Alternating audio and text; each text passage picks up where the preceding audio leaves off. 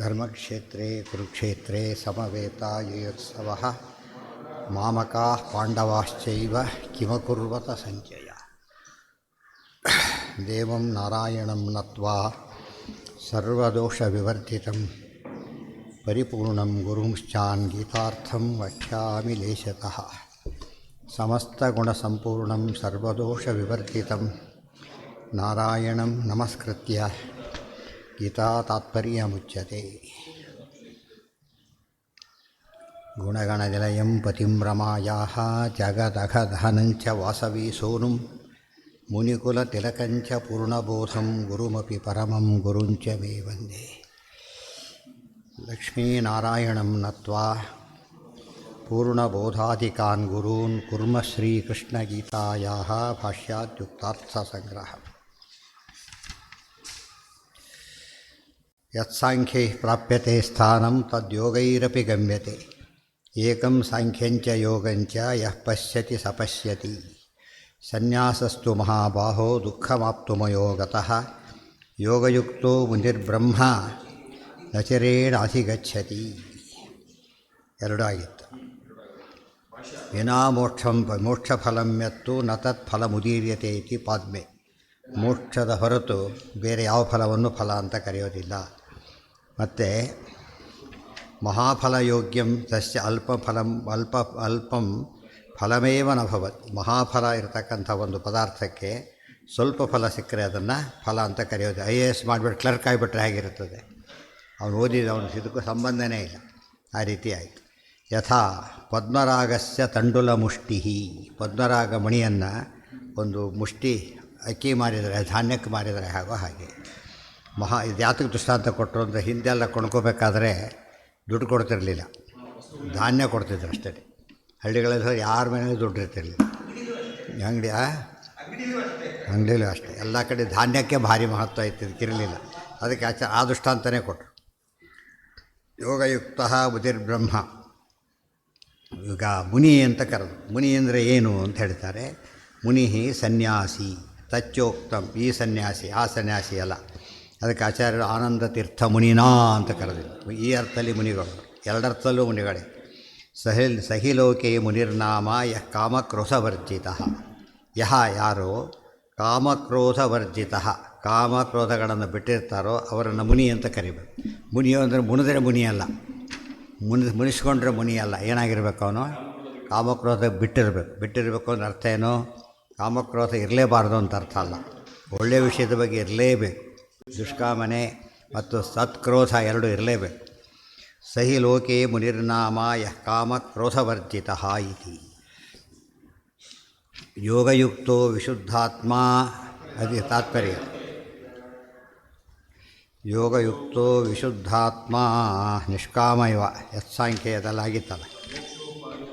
ಮೋಕ್ಷೋಪಾಯೋ ಯೋಗ ಇತಿ ತದ್ರೂಪೋ ನ್ಯಾಸ ಏವತು. ಯೋಗ ಶಬ್ದಕ್ಕೆ ಏನಂತ ಕರೀತಾರೆ? ಮೋಕ್ಷೋಪಾಯ. ಯೋಗ ಶಬ್ದಕ್ಕೆ ಉಪಾಯ ಅಂತ ಅರ್ಥ. ಯಾವುದಕ್ಕೆ ಮುಖ್ಯ ಉಪಾಯ? ಮೋಕ್ಷಕ್ಕೆ ಉಪಾಯ. ಪ್ರತಿಯೊಬ್ಬರೂ ಕೂಡ ಏನು ಮಾಡ್ತಾರೆ? ಪ್ರತಿ ಕ್ಷಣದಲ್ಲೂ ಯಾವ ಯೋಚನೆ ತಲೆಯಲ್ಲಿರಬೇಕು? ಮೋಕ್ಷದ ಯೋಚನೆ ತಲೆಯಲ್ಲಿರಬೇಕು. ವಿದ್ಯಾರ್ಥಿಗೆ ಪಾಸಾಗಬೇಕು ಅನ್ನೋ ಕಾನ್ಸೆಪ್ಟ್ ಆಗಿರುತ್ತೋ ಹಾಗೆ.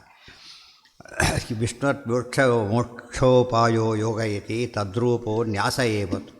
ಅದು ಇನ್ನೊಂದು ಮುಖನೇ ನ್ಯಾಸ.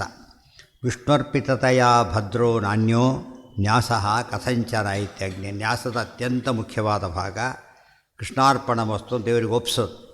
ಎಲ್ಲ ಮಾಡಿ ಅದೊಂದು ಗುಣ ಇಲ್ಲದೆ ಹೋದರೆ ಎಲ್ಲವನ್ನು ಕಳ್ಕೊಂಡಂತೆ ಲೆಕ್ಕ. ಆದ್ದರಿಂದ ಅನೇಕ ಉಪಾಯದ ಅನೇಕ ಭಾಗದಲ್ಲಿ ಅತಿ ಪ್ರಮುಖವಾದ ಭಾಗ ಯಾವುದು ಅಂದರೆ ಸಬ್ಮಿಷನ್. ದೇವರಿಗೆ ಒಪ್ಪಿಸ್ಬೇಕಾದ್ರೆ. ಒಂದು ಮಾಡಿದ ಕೆಲಸ ಒಪ್ಪಿಸ್ತಾ ಹೋದರೆ ದುಡ್ಡು ಕೇಳೋ ಹಕ್ಕು ಅವ್ರಿಗಿಲ್ಲ. ಕೆಲಸ ಹೇಳಿರ್ತಾರೆ, ಮಾಡ್ತಾರೆ, ಕೊಡಿ ಅಂತಾರೆ. ಮೊದಲೇ ಕೇಳಾಗಿಲ್ಲ ಅವರು. ಹಾಂ, ದೇವರಿಗೆ ಯಾವುದು ಗೊತ್ತಿಲ್ಲ, ಎಲ್ಲ ವಿಷಯ ಗೊತ್ತು. ಆ ವಿಷಯ ತೊಗೊಂಡ್ರೆ ಏನು ಕೆಲಸನೇ ಮಾಡಬಾರ್ದು. ಗೊತ್ತಾಯ್ತಾ? ಅದಲ್ಲ. ಮೇಷ್ಟ್ರಿಗೆಲ್ಲ ಗೊತ್ತಿದೆ ಅಂತ ಬರೆಯೋದು ಬಿಟ್ಬಿಟ್ರೆ, ಮೇಷ್ಟ್ರಿಗೆ ಗೊತ್ತದೆ, ಯೂನಿವರ್ಸಿಟಿಗೆ ಟೆಕ್ಸ್ಟ್ ಬರೆದವ್ರಿಗೆ ಗೊತ್ತದೆ, ಏನು ಉಪಯೋಗ? ನಿಮಗೆ ಪರೀಕ್ಷೆ ಅಂದರೆ ನಿಮಗೆ ಗೊತ್ತಾ ಅಂತ ಕೇಳೋದು ಪರೀಕ್ಷೆ. ನಮಗೆ ಗೊತ್ತಾ ಅಂತೇಳಿ ಪರೀಕ್ಷೆ ಅಲ್ಲ, ನಿಮಗೆ ಗೊತ್ತಾ. ಆಯಿತಾ? ಅಲ್ಲಿ ಬರೀರಿ ಉತ್ತರದಲ್ಲಿ, ಅಲ್ಲಿ ಬರೀರಿ ಪರೀಕ್ಷೆ ಗೊತ್ತಾಗುತ್ತೀವಿ. ನಿಮಗೆಲ್ಲ ಗೊತ್ತು, ನಾನೇನು ಬರೆಯೋದು ಸಾರ್ ಅಂತ ಬರೆದ್ಬಿಟ್ಟು ಬಿಟ್ಬಿಟ್ಟೆ. ದಿನಗೂ ಗೊತ್ತಪ್ಪ, ಫೇಲ್ ಆಗೋದು ಅಂತ ಅವರು ಕಳಿಸ್ತಾರೆ ಅಷ್ಟೇ. ಅಂದರೆ ಅದಲ್ಲ ಸಾಧನೆ ಅಂದರೆ ಇವ್ರ ಕಡೆಯಿಂದ ಸಾಧನೆ ಆಗಬೇಕು. ದೇವರಿಗೆಲ್ಲ ಗೊತ್ತೋದು ಉತ್ತರನಾ? ಅಲ್ಲ. ಅದೇ ಉತ್ತರ ಆಗುತ್ತೆ. ನಿಮಗೆ ಗೊತ್ತಾ ಅಂತ ಪ್ರಶ್ನೆ ಕೇಳಿದ್ರೆ ನಿಮಗೆ ಗೊತ್ತಾ ಅಂತ ಕೇಳೋದು ಉತ್ತರನ ಅಲ್ಲ. ಅದೇ ಆ ವಿಷಯ ಪ್ರಶ್ನೆನೇ ಇಲ್ಲ. ಹಾಗೆ ಪೇಪರ್ ಸೆಟ್ ಮಾಡೋದು ಅವರೇ, ಪುಸ್ತಕ ಬರೆಯೋದು ಅವರೇ, ಗೊತ್ತಾಯ್ತು, ನಂಬರ್ ಕೊಟ್ಟೋದು ಎಲ್ಲ ಅರ್ಥ ಇರೋದು. ಎಲ್ಲ ಕೊಟ್ಟರು ಕೂಡ ನಮ್ಮ ರೋಲ್ ಇದೆಯಲ್ಲ ಒಂದು ಕಡೆಗೆ. ಲೌಕಿಕದಲ್ಲೂ ಅಷ್ಟೇ, ಇದರಲ್ಲೂ ಅಷ್ಟೇ. ಎಲ್ಲ ಕಡೆ ನಮ್ಮ ರೋಲ್ ಇಲ್ಲ. ಪಾಸ್ ಬಿಟ್ಕೊಂಬರೋದು ನಮ್ಮ ಕೈಯಲ್ಲಿದೆಯಾ? ಡ್ರೈವರ್ ನಮ್ಮ ಕೈಯಲ್ಲಿದ್ದಾನ ಅಂತ ಹೇಳಿ ನಾವು ಪರೀಕ್ಷೆ ಟೈಮ್ ಸರಿ ಹೋದರೆ ನೋಡಪ್ಪ ಇಷ್ಟೆಲ್ಲ ಫ್ಯಾಕ್ಟ್ರೀಸ್ ಇತ್ತು, ಅದಕ್ಕೆ ಲೇಟಾಗಿ ಬಂದಿ ಅಂತ ಕೇಳಿದರೆ ಮನೆಯಲ್ಲೇ ಕೊಡಿ ಅಂತ ಹೇಳ್ತಾರೆ. ಅವೆಲ್ಲ ಬಿಟ್ಟು ಅಂಡರ್ಸ್ಟುಡ್ ಬಸ್ವರ ಬರುತ್ತೆ, ಇರ್ತಾರೆ, ಎಲ್ಲ ಡ್ರೈವರ್ ಇರ್ತಾನೆ, ಕಂಡಕ್ಟರ್ ಇರ್ತಾನೆ, ಅವೆಲ್ಲ ಪ್ರಶ್ನೆ ಇಲ್ಲ. ಎಲ್ಲ ಅಂಡರ್ಸ್ಟುಡ್. ಅದು ನಮ್ಮ ಪಾಲಿನ ರೋಲ್ ಏನಪ್ಪ, ಈಗ ಆ ಟೈಮ್ಗೆ ಹೋಗಿ ಕೂಟ್ ಬರೆಯೋದು ಅಷ್ಟೇ, ಹೊರತು ಬೇರೆ ಕೆಲಸ ಇಲ್ಲ. ಅದೆಲ್ಲ ತಲೆ ಕೆಲಸ. ಮುಂದೆ ವ್ಯಾಲ್ಯೂಯೇಷನ್ ಆಗುತ್ತೋ ಇಲ್ಲೋ, ಸ್ಟ್ರೈಕಿಗಾಗಿ ಸುಟ್ಟಾಕ್ಬೋದು, ನಾನು ಬರೋದು ವೇಸ್ಟ್ ಆಗೋದಿಲ್ಲ, ಬರೋದಿದ್ದೆಲ್ಲ, ಈ ಥರ ಯೋಚನೆ ಮಾಡಿದರೆ ಯಾವ ಕೆಲಸ ಮಾಡೋಕ್ಕೂ ಬರೋದಿಲ್ಲ. ಅಧ್ಯಾತ್ಮದಲ್ಲೂ ಅಷ್ಟೇ. ದೇವರದ ಅಲ್ಟಿಮೇಟ್. ಅಲ್ಟಿಮೇಟ್ ಆದ್ದರಿಂದ ಏನೂ ಪ್ರಶ್ನೆ ಕೇಳಬಾರ್ದು. ಈ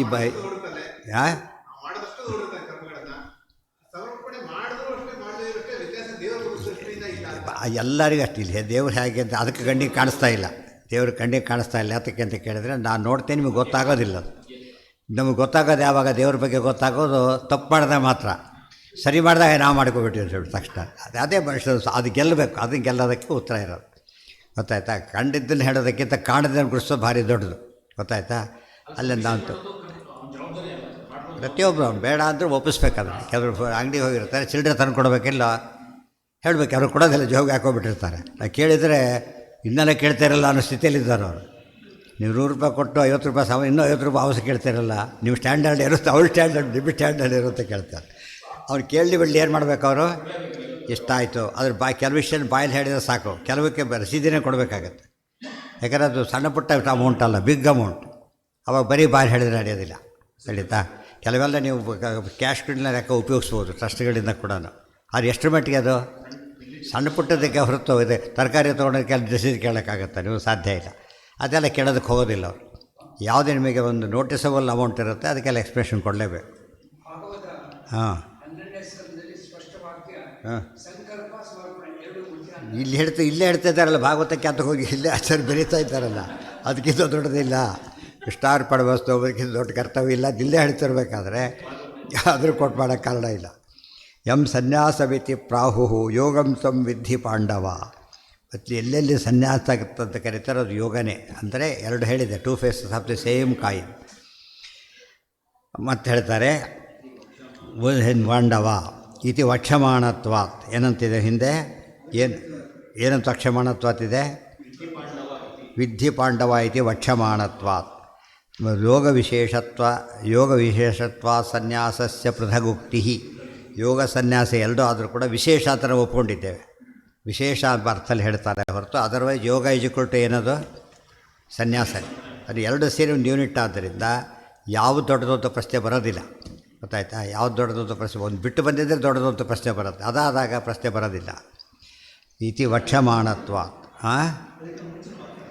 ಯೋಗ ವಿಶೇಷ ಏನಾಯ್ತಾ? ಆಯ್ತಲ್ಲ, ಆಗಲಿ. ವಿಷ್ಣುರ್ಪಿತತ್ವಾದಿ ಯೋಗ ರೂಪತ್ವವಿನ ಕೇವಲ ಕರ್ಮತ್ಯಾಗೋ ನರಕ ಫಲ ಏವಾ. ಇನ್ನೂ ಹೇಳಿದರು. ಇಷ್ಟು ನೀವು ಕೇಳಿದ ಪ್ರಶ್ನೆಗೆ ಉತ್ತರ ಅದು. ಇದೆಲ್ಲ ಸುಮ್ಮನೆ ಕೃಷ್ಣಾರ್ಪಣ ಅಂತೀರಿ, ನರಕಕ್ಕೆ ಹೋಗ್ತೀರಿ ಅಂತ ಹೇಳಿಬಿಟ್ರು. ಇನ್ನೇನು ಮತ್ತೆ ಮಾತಾಡೋಂಗಿಲ್ಲ. ಯಾವುದೋ ಅನುಸಂಧಾನ. ವಿಷ್ಣುರ್ಪಿತತ್ವಾದಿ ಯೋಗ ರೂಪತ್ವಂ ವಿನಾ ಕೃಷ್ಣಾರ್ಪಣ ಬುದ್ಧಿ ಎಂಬ ಮುಖ್ಯವಾದ ಕಾನ್ಸೆಪ್ಟ್ ಇಲ್ಲದೆ ಹೋಗಿಬಿಟ್ರೆ ಎಷ್ಟೇ ಮಾಡಿದರೂ ಏನೇನೂ ಪ್ರಯೋಜನ ಇಲ್ಲ. ಅಷ್ಟೇ ಎಲ್ಲ ದೊಡ್ಡ ಅಪರಾಧ. ಅದು ನರಕಕ್ಕೆ ಹಾಕ್ತಕ್ಕಂಥ ಅಪರಾಧ ಅದು. ಯೋಗ ವಿಶೇಷತ್ವ ಸನ್ಯಾಸಸ್ಯ ಪೃಥಗುಕ್ತಿ.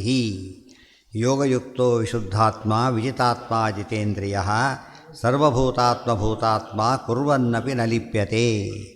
ಯೋಗಯುಕ್ತೋ ವಿಶುದ್ಧಾತ್ಮ ವಿಜಿತಾತ್ಮ ಜಿತೇಂದ್ರಿಯ. ಯೋಗಯುಕ್ತ, ಯೋಗದಿಂದ ಕೂಡಿರಬೇಕು. ವಿಶುದ್ಧಾತ್ಮ, ಅದೆಲ್ಲ ವಿವರಣೆಗಳು. ಮನಸ್ಸು ಶುದ್ಧಾತ್ಮ ಅಲ್ಲ, ವಿಶುದ್ಧಾತ್ಮ. ಅತ್ಯಂತ ವಿಶೇಷವಾಗಿ ಶುದ್ಧವಾದಂತಹ ಮನಸ್ಸಿರಬೇಕು. ವಿಜಿತಾತ್ಮ, ಇಂದ್ರಿಯ ನಿಗ್ರಹವನ್ನು ಹೊಂದಿರಬೇಕು. ಜಿತೇಂದ್ರಿಯ, ಆತ್ಮ ಶಬ್ದಕ್ಕೆ ಎರಡರ್ಥ. ಒಂದು ದೇಹ ಅಂತ ಒಂದು ಅರ್ಥ, ಮನಸ್ಸು ಒಂದು ಅರ್ಥ, ಇಂದ್ರಿಯಗಳು ಅಂತ ಒಂದು ಅರ್ಥ. ದೇಹ ಶುದ್ಧವಾಗಿರಬೇಕು. ತೌ ದೇಹ ಶುದ್ಧಿಮತಿ ಮಾತ್ರ ಅಥಾಲಭೇತಾಂ. ಎಲ್ಲಿದು? ಒಂದೇ ಅರ್ಥ ಆಗಲಿಲ್ಲ. ದೇಹ ಶುದ್ಧಿ, ಮನಃಶುದ್ಧಿ, ಇಂದ್ರಿಯ ಶುದ್ಧಿ ಒಂದೇ ಅರ್ಥ ಹೇಗಾಯಿತು? ಬೇರೆ ಆಗಲಿಲ್ಲ ಎಲ್ಲ ಕೂಡ. ಗೊತ್ತಾಯ್ತಾ? ಅದು ಹೇಳಿ ತೌ ದೇಹ ಶುದ್ಧಿ ಮತಿ ಮಾತ್ರ ಮಥಾಲಭೇತಾಂ. ಎಲ್ಲಿದ್ದಿದ್ದು? ಎಲ್ಲಿ ಬಂತದ? ಮಧ್ವಿದ್ಯೆಯಲ್ಲಿ ಎಲ್ಲಿ? 16 ಸರ್ಗದಲ್ಲಿ ಎಲ್ಲಿ ಬರುತ್ತೆ? ಮೊದಲಿಂದ ಓದ್ತಾ ಕೂತ್ರೆ ಈಗ ಓದ್ತಾ 3 ತಾಸು ಬೇಕಾಗುತ್ತೆ. ಅವರಿಬ್ಬರು ಸೇವೆ ಮಾಡಿದರು. ಮಧ್ಯಮಠ ದಂಪತಿಗಳು ಅತಿ ಶುದ್ಧವಾದ ದೇಹವನ್ನು ಹೊಂದಿದರು. ತೌ ದೇಹ ಶುದ್ಧಿ ಮತಿ ಮಾತ್ರ ಮಥಾಲಭೇತಾಂ. ಯಾಕೆ ತೀವ್ರ ಹಾಂ ಅದಕ್ಕಿಂತ ಮುಂಚೆ ಯೋಗಯುಕ್ತೋ ವಿಶುದ್ಧಾತ್ಮ. ಅದಕ್ಕೆ ದೇಹ ಶುದ್ಧಿ ಇಲ್ಲದೆ ಹೋದರೆ ಮನಃಶುದ್ಧಿ ಇರೋದಿಲ್ಲ. ಪಾತ್ರೆ ಶುದ್ಧಿ ಇಲ್ಲದೆ ಹೋದರೆ ಹಾಲು ಶುದ್ಧ ಇರೋದಿಲ್ಲ. ಅದು ದೇಹ ಶುದ್ಧವಾಗಿ ಇಟ್ಕೋಬೇಕಾದದ್ದು. ತುಂಬ ಜನ ವಾದ ಮನಃಶುದ್ಧಿ ಇದೆ ಸಾಕು ಅಂತ. ಅದು ಉತ್ತರ ಇಲ್ಲಿಗಿದೆ. ಆಯ್ತು, ಒಳ್ಳೆ ಹಾಲಪ್ಪ ಹಾಕಿ ಗೊತ್ತಾಗುತ್ತೆ, ಕೆಟ್ಟೋಗುತ್ತೆ. ಮನಃಶುದ್ಧ ಪಾತ್ರೆನೂ ಅಷ್ಟೇ ಶುದ್ಧವಾಗಿರಬೇಕಾದ ಕರ್ತವ್ಯ. ದೇಹ ಒಂದು ಪಾತ್ರೆ ಇದ್ದ ಹಾಗೆ. ಮನಸ್ಸೊಳಗೆ ಹಾಲಿನಂಥ ಮನಸ್ಸು, ಒಂದು ಹಾಲೇ ಅದು. ಹಾಲಿನಂಥ ಮನಸ್ಸು ಅಲ್ಲಿದೆ. ಎರಡು ಶುದ್ಧವಿದ್ದರೆ ಮಾತ್ರ ಏನಾಗುತ್ತೆ ಅಲ್ಲಿಗೆ ಸರಿ. ಅದು ಹಾಲು ಉಳೀತು, ಪಾತ್ರೆಗೆ ಗೌರವ ಬಂತು. ಇಲ್ದ್ರೆ ಎರಡೂ ಹೋಯಿತು. ಅದೊಂದೇ ಹೋಗೋದಿಲ್ಲ. ಪಾತ್ರೆ ಅಷ್ಟೇ ಅಲ್ಲ, ಹಾಲು ಕೆಡಿಸ್ತದೆ. ಅದು ಯಾವಾಗ ಕೆಟ್ಟದ್ರ ಸ್ವಭಾವ ಏನು ಅಂದರೆ ಒಳ್ಳೆಯದನ್ನು ಕೆಡಿಸೋದು. ಆದರೆ ಒಳ್ಳೆಯದಕ್ಕೆ ಸುಲಭ, ಕೆಟ್ಟದನ್ನು ತೆಗಿಲಿಕ್ಕೆ ಬರೋಲ್ಲ. ನೀವು ಒಂದು ಫಾಲಿಡ್ ಹಾಲಿದೆ, ಅದು ಎಷ್ಟು ಹಾಲು ಬೇಕಾದ್ರೆ ಹಾಕಿ, ಅದು ಫಾಲಿಡ್ ಹಾಲೇ ಅದು ಕೊನೆಗೆ. ಆದರೆ ಇದು ಹಾಗಲ್ಲ. ಒಂದು ಹನಿ ಬಿದ್ದರೆ ಸಾಕು ಕೆಡಿಸಿಬಿಡೋದು. ದುಷ್ಟರ ಸಾವಾಸ ಸ್ವಲ್ಪನೂ ಮಾಡಬಾರದು. ಅದು ಅನೇಕರು ಪ್ರಶ್ನೆ ಕೇಳ್ತಾರೆ, ಉತ್ತರ ಅದೇ. ಸ್ವಲ್ಪನೂ ಮಾಡುವ ಅದೇ ಹಾಗೆ ಸ್ವಲ್ಪ ಮಾಡ್ಬೋದು, ಭಾರಿ ಮಾಡದೆ ಹೋದ್ರೆ ಆಯಿತು ಅಂತ ಹೇಳ್ತಾರೆ. ಸ್ವಲ್ಪ ಟಚ್ ಮಾಡಿದ್ರೆ ಸಾಕು, ಗೊತ್ತಿಲ್ಲದೇ ಬರುತ್ತೆ. ಈ ಕೊರೋನಾ ಯಾರು ನೋಡಿ ತಿಂತಾರೆ, ಬಾಯಲ್ಲಿ ಹಾಕೋತಾರ, ಮುಟ್ತಾರೆ, ಕಣ್ಣಿಗೆ ಕಾಣದೇ ಎಂಟರಾಗತ್ತೆ. ರೋಗಾಣುಗಳು ಹೇಗೆ ಅತಿ ಸೂಕ್ಷ್ಮ ಇದ್ದು ಕಣ್ಣಿಗೆ ಕಾಣದೇ ನಮ್ಮೊಳಗೆ ಪ್ರವೇಶ ಮಾಡುತ್ತೋ, ದೋಷಗಳೆಲ್ಲ ಹಾಗೆ. ಹುಷಾರಾಗಿರ್ಬೇಕು. ತುಂಬ ಜನ ಆರೋಗ್ಯ ಕೆಡಿಸ್ಕೊಳ್ಳೋದಾಗಲಿ, ಮನಸ್ಸು ಇದು ಸಣ್ಣ ಕಾರಣಕ್ಕೇ ಏನು ಮಹಾನ್ ಬಿಡ್ತಾರೆ. ಆಮೇಲೆ ಏನು ಮಹಾನ್ ಅಂತ ಆಮೇಲೆ ಗೊತ್ತಾಗುತ್ತೆ. ಯೋಗಯುಕ್ತೋ ವಿಶುದ್ಧಾತ್ಮ ವಿಜಿತಾತ್ಮ ಜಿತೇಂದ್ರಿಯ ಸರ್ವಭೂತಾತ್ಮಭೂತಾತ್ಮ ಕುರ್ವನ್ನಪಿ ನ ಲಿಪ್ಯತೆ. ಯೋಗಯುಕ್ತೋ ವಿಶುದ್ಧಾತ್ಮ ವಿಜಿತಾತ್ಮ ಜಿತೇಂದ್ರಿಯ ಸರ್ವಭೂತಾತ್ಮಭೂತಾತ್ಮ ಕುರ್ವನ್ನಪಿ ನ ಲಿಪ್ಯತೆ. ಯೋಗಯುಕ್ತ ಹೇಳಿದ್ದಾರೆ. ವಿಶುದ್ಧಾತ್ಮ ಆಗಿದೆ, ವಿಜಿತಾತ್ಮ ಆಯಿತು, ಜಿತೇಂದ್ರಿಯ ಆಯಿತು. ಹೊಸ ಪದ ಇದೆ, ಅದಕ್ಕೆ ಮಾತ್ರ ಅರ್ಥ ಬರೀತಾರೆ. ಸರ್ವಭೂತಾತ್ಮಭೂತಾತ್ಮ. ಸರ್ವಭೂತಾತ್ಮಭೂತಾತ್ಮ ಏನದಕ್ಕೆ ಅರ್ಥ? ಸರ್ವಭೂತಾತ್ಮಭೂತಾತ್ಮ ಇತಿ ಮುಖ್ಯ ಯೋಗ. ಅತಿ ಮುಖ್ಯವಾದ ಯೋಗದ ಭಾಗ ಇದು. ಏನಾಗಂದ್ರೆ ಅರ್ಥ ಅಂದರೆ ಆದಾನಾತ್ ಸರ್ವಭೂತಾನಾಂ ವಿಷ್ಣುರಾತ್ಮ ಪ್ರಕೀರ್ತಿತಃ. ಆತ್ಮ ಅಂದರೆ ವಿಷ್ಣು ಅಂತ ಅರ್ಥ. ಸರ್ವಭೂತಾತ್ಮಭೂತಾತ್ಮ ತತ್ರ ಭೂತಮನಃ ಪುಮಾನ್. ಆ ದೇವರಲ್ಲಿ ಮನಸ್ಸು ಹಾಕಿದೆ. ಸರ್ವಭೂತಾತ್ಮ ಪರಮಾತ್ಮ, ಅವನಲ್ಲಿ ಮನಸ್ಸು ಯಾವಾಗ ಹಾಕ್ತಾರೋ ಅವನು ಸರ್ವಭೂತಾತ್ಮಭೂತಾತ್ಮ. ಸರ್ವ ಪ್ರಾಣಿಗಳಿಗೂ ಆತ್ಮಭೂತನಾದ ಪರಮಾತ್ಮನಲ್ಲಿ ಮನಸ್ಸು ಹಾಕಿದಾಗ ಸರ್ವಭೂತಾತ್ಮಭೂತಾತ್ಮ. ಹೌದು, ಸರ್ವಭೂತಾತ್ಮಭೂತಾತ್ಮ ತತ್ರ ಭೂತಮನಃ ಪುಮಾನ್. ಅಲ್ಲಿ ನೋಡಿ ಎಷ್ಟು ಭೂತಗಳು ಬಂದಿವೆ ಅದರೊಳಗೆ. ಸರ್ವಭೂತ, ಆತ್ಮಭೂತ, ಭೂತಮನಸ್ಸು, ಸರ್ವಾತ್ಮಭೂತಾನ ಕೊಟ್ಟೆ ಅಷ್ಟು ಭೂತಗಳಿವೆ. ಭೂತ ಶಬ್ದಕ್ಕೆ ಒಂದೊಂದಕ್ಕೆ ಒಂದೊಂದು ಅರ್ಥ. ಹೌದು, ಅದೆಲ್ಲ ಸೇರಿಸ್ಬೇಕು ಒಟ್ಟಿಗೆ. ಸರ್ವಭೂತಾತ್ಮಭೂತಾತ್ಮ ತತ್ರ ಭೂತಮನಃ ಪುಮಾನ್ ಅಂದರೆ ಸದಾ ದೇವರಲ್ಲೇ ಮನಸ್ಸು ಹಾಕಿರೋಣ ಅಂತ ಅರ್ಥ. ಸರ್ವಭೂತಗಳಿಗೂ ಸ್ವಾಮಿಯಾದ ಪರಮಾತ್ಮನಲ್ಲೇ ಯಾರ ಮನಸ್ಸಿದೆಯೋ ಅವನು ಸರ್ವಭೂತಾತ್ಮಭೂತಾತ್ಮ. ಅರ್ಥ ಆಯ್ತಾ? ನಾವಿವರು ಒಂದೇ ಆಫೀಸಲ್ಲಿ ಕೆಲಸ ಮಾಡ್ತೇವೆ ಅಂದರೆ ಅರ್ಥ ಏನೀಗ? ನಮ್ಮ ಬಾಸ್ ಒಬ್ಬರೇ. ಅದೇ ರೀತಿ ಎಲ್ಲ ಪ್ರಾಣಿಗಳಿಗೂ ದೇವರೊಬ್ಬನೇ. ಮತ್ತು ಎಲ್ಲ ಪ್ರಾಣಿಗಳಿಗೂ ಕೂಡ ದೇವರೊಬ್ಬನೇ. ಅವನು ಎಂಥ ದೇವರು ಅಂತ ಹೇಳಿದರೆ ಯಥಾ ಪ್ರಕಾರ ಆತ್ಮಭೂತನಾದವನು, ಸರ್ವಸ್ವಾಮಿ. ಹೊರಗಿನ ಯಾವ ಬಡೆಯೂ ಆಗಿರೋದಿಲ್ಲ. ಒಂದು ಲಿಮಿಟೇಷನ್ ಇರುತ್ತೆ ಆತನಿಗೆ. ದೇವರ ಸ್ವಾಮಿತ್ವ ಒಂದು ವಿಲಕ್ಷಣವಾದ ಸ್ವಾಮಿತ್ವ, ಒಳಗೂ ಹೊರಗೂ ಇರತಕ್ಕಂಥ ಸ್ವಾಮಿತ್ವ, ಸದಾಕಾಲದ ಸ್ವಾಮ್ಯತ್ವ. ಅಂಥ ಸ್ವಾಮಿತ್ವ ಸರಿಯಾಗಿ ಅರ್ಥ ಮಾಡಿಕೊಡದೆ ಹೋದರೆ ಅದು ಯೋಗ ಆಗೋದೇ ಇಲ್ಲ. ಭೂತಾನ್ ಭಾವಯತಿ, ಭೂತಾನಿ ಭಾವಯತಿ. ಬ್ರಹ್ಮರುದ್ರಾದಿ ದೇವರುಗಳನ್ನು ಸೃಷ್ಟಿ ಮಾಡ್ತಾನೆ. ಭಾವನಾ ಅಂದರೆ ಸೃಷ್ಟಿ. ಅಲ್ಲಿ ಅವಾಗ ಒಂದೊಂದಕ್ಕೆ ಎಷ್ಟು ಅರ್ಥ? ಒಂದೇ ಅರ್ಥ ಅದಕ್ಕೆ ತುಂಬ ಬೇಕಾಷ್ಟು ಅರ್ಥಗಳಿದೆ. ನೈವ ಕಿಂಚಿತ್ ಕರೋಮೀತಿ ಯುಕ್ತೋ ಮನ್ಯೇತ ತತ್ವವಿತೆ. ಭಾಷ್ಯ ಆಯ್ತೀಗ. ಭಾಷ್ಯ ತಾತ್ಪರ್ಯ.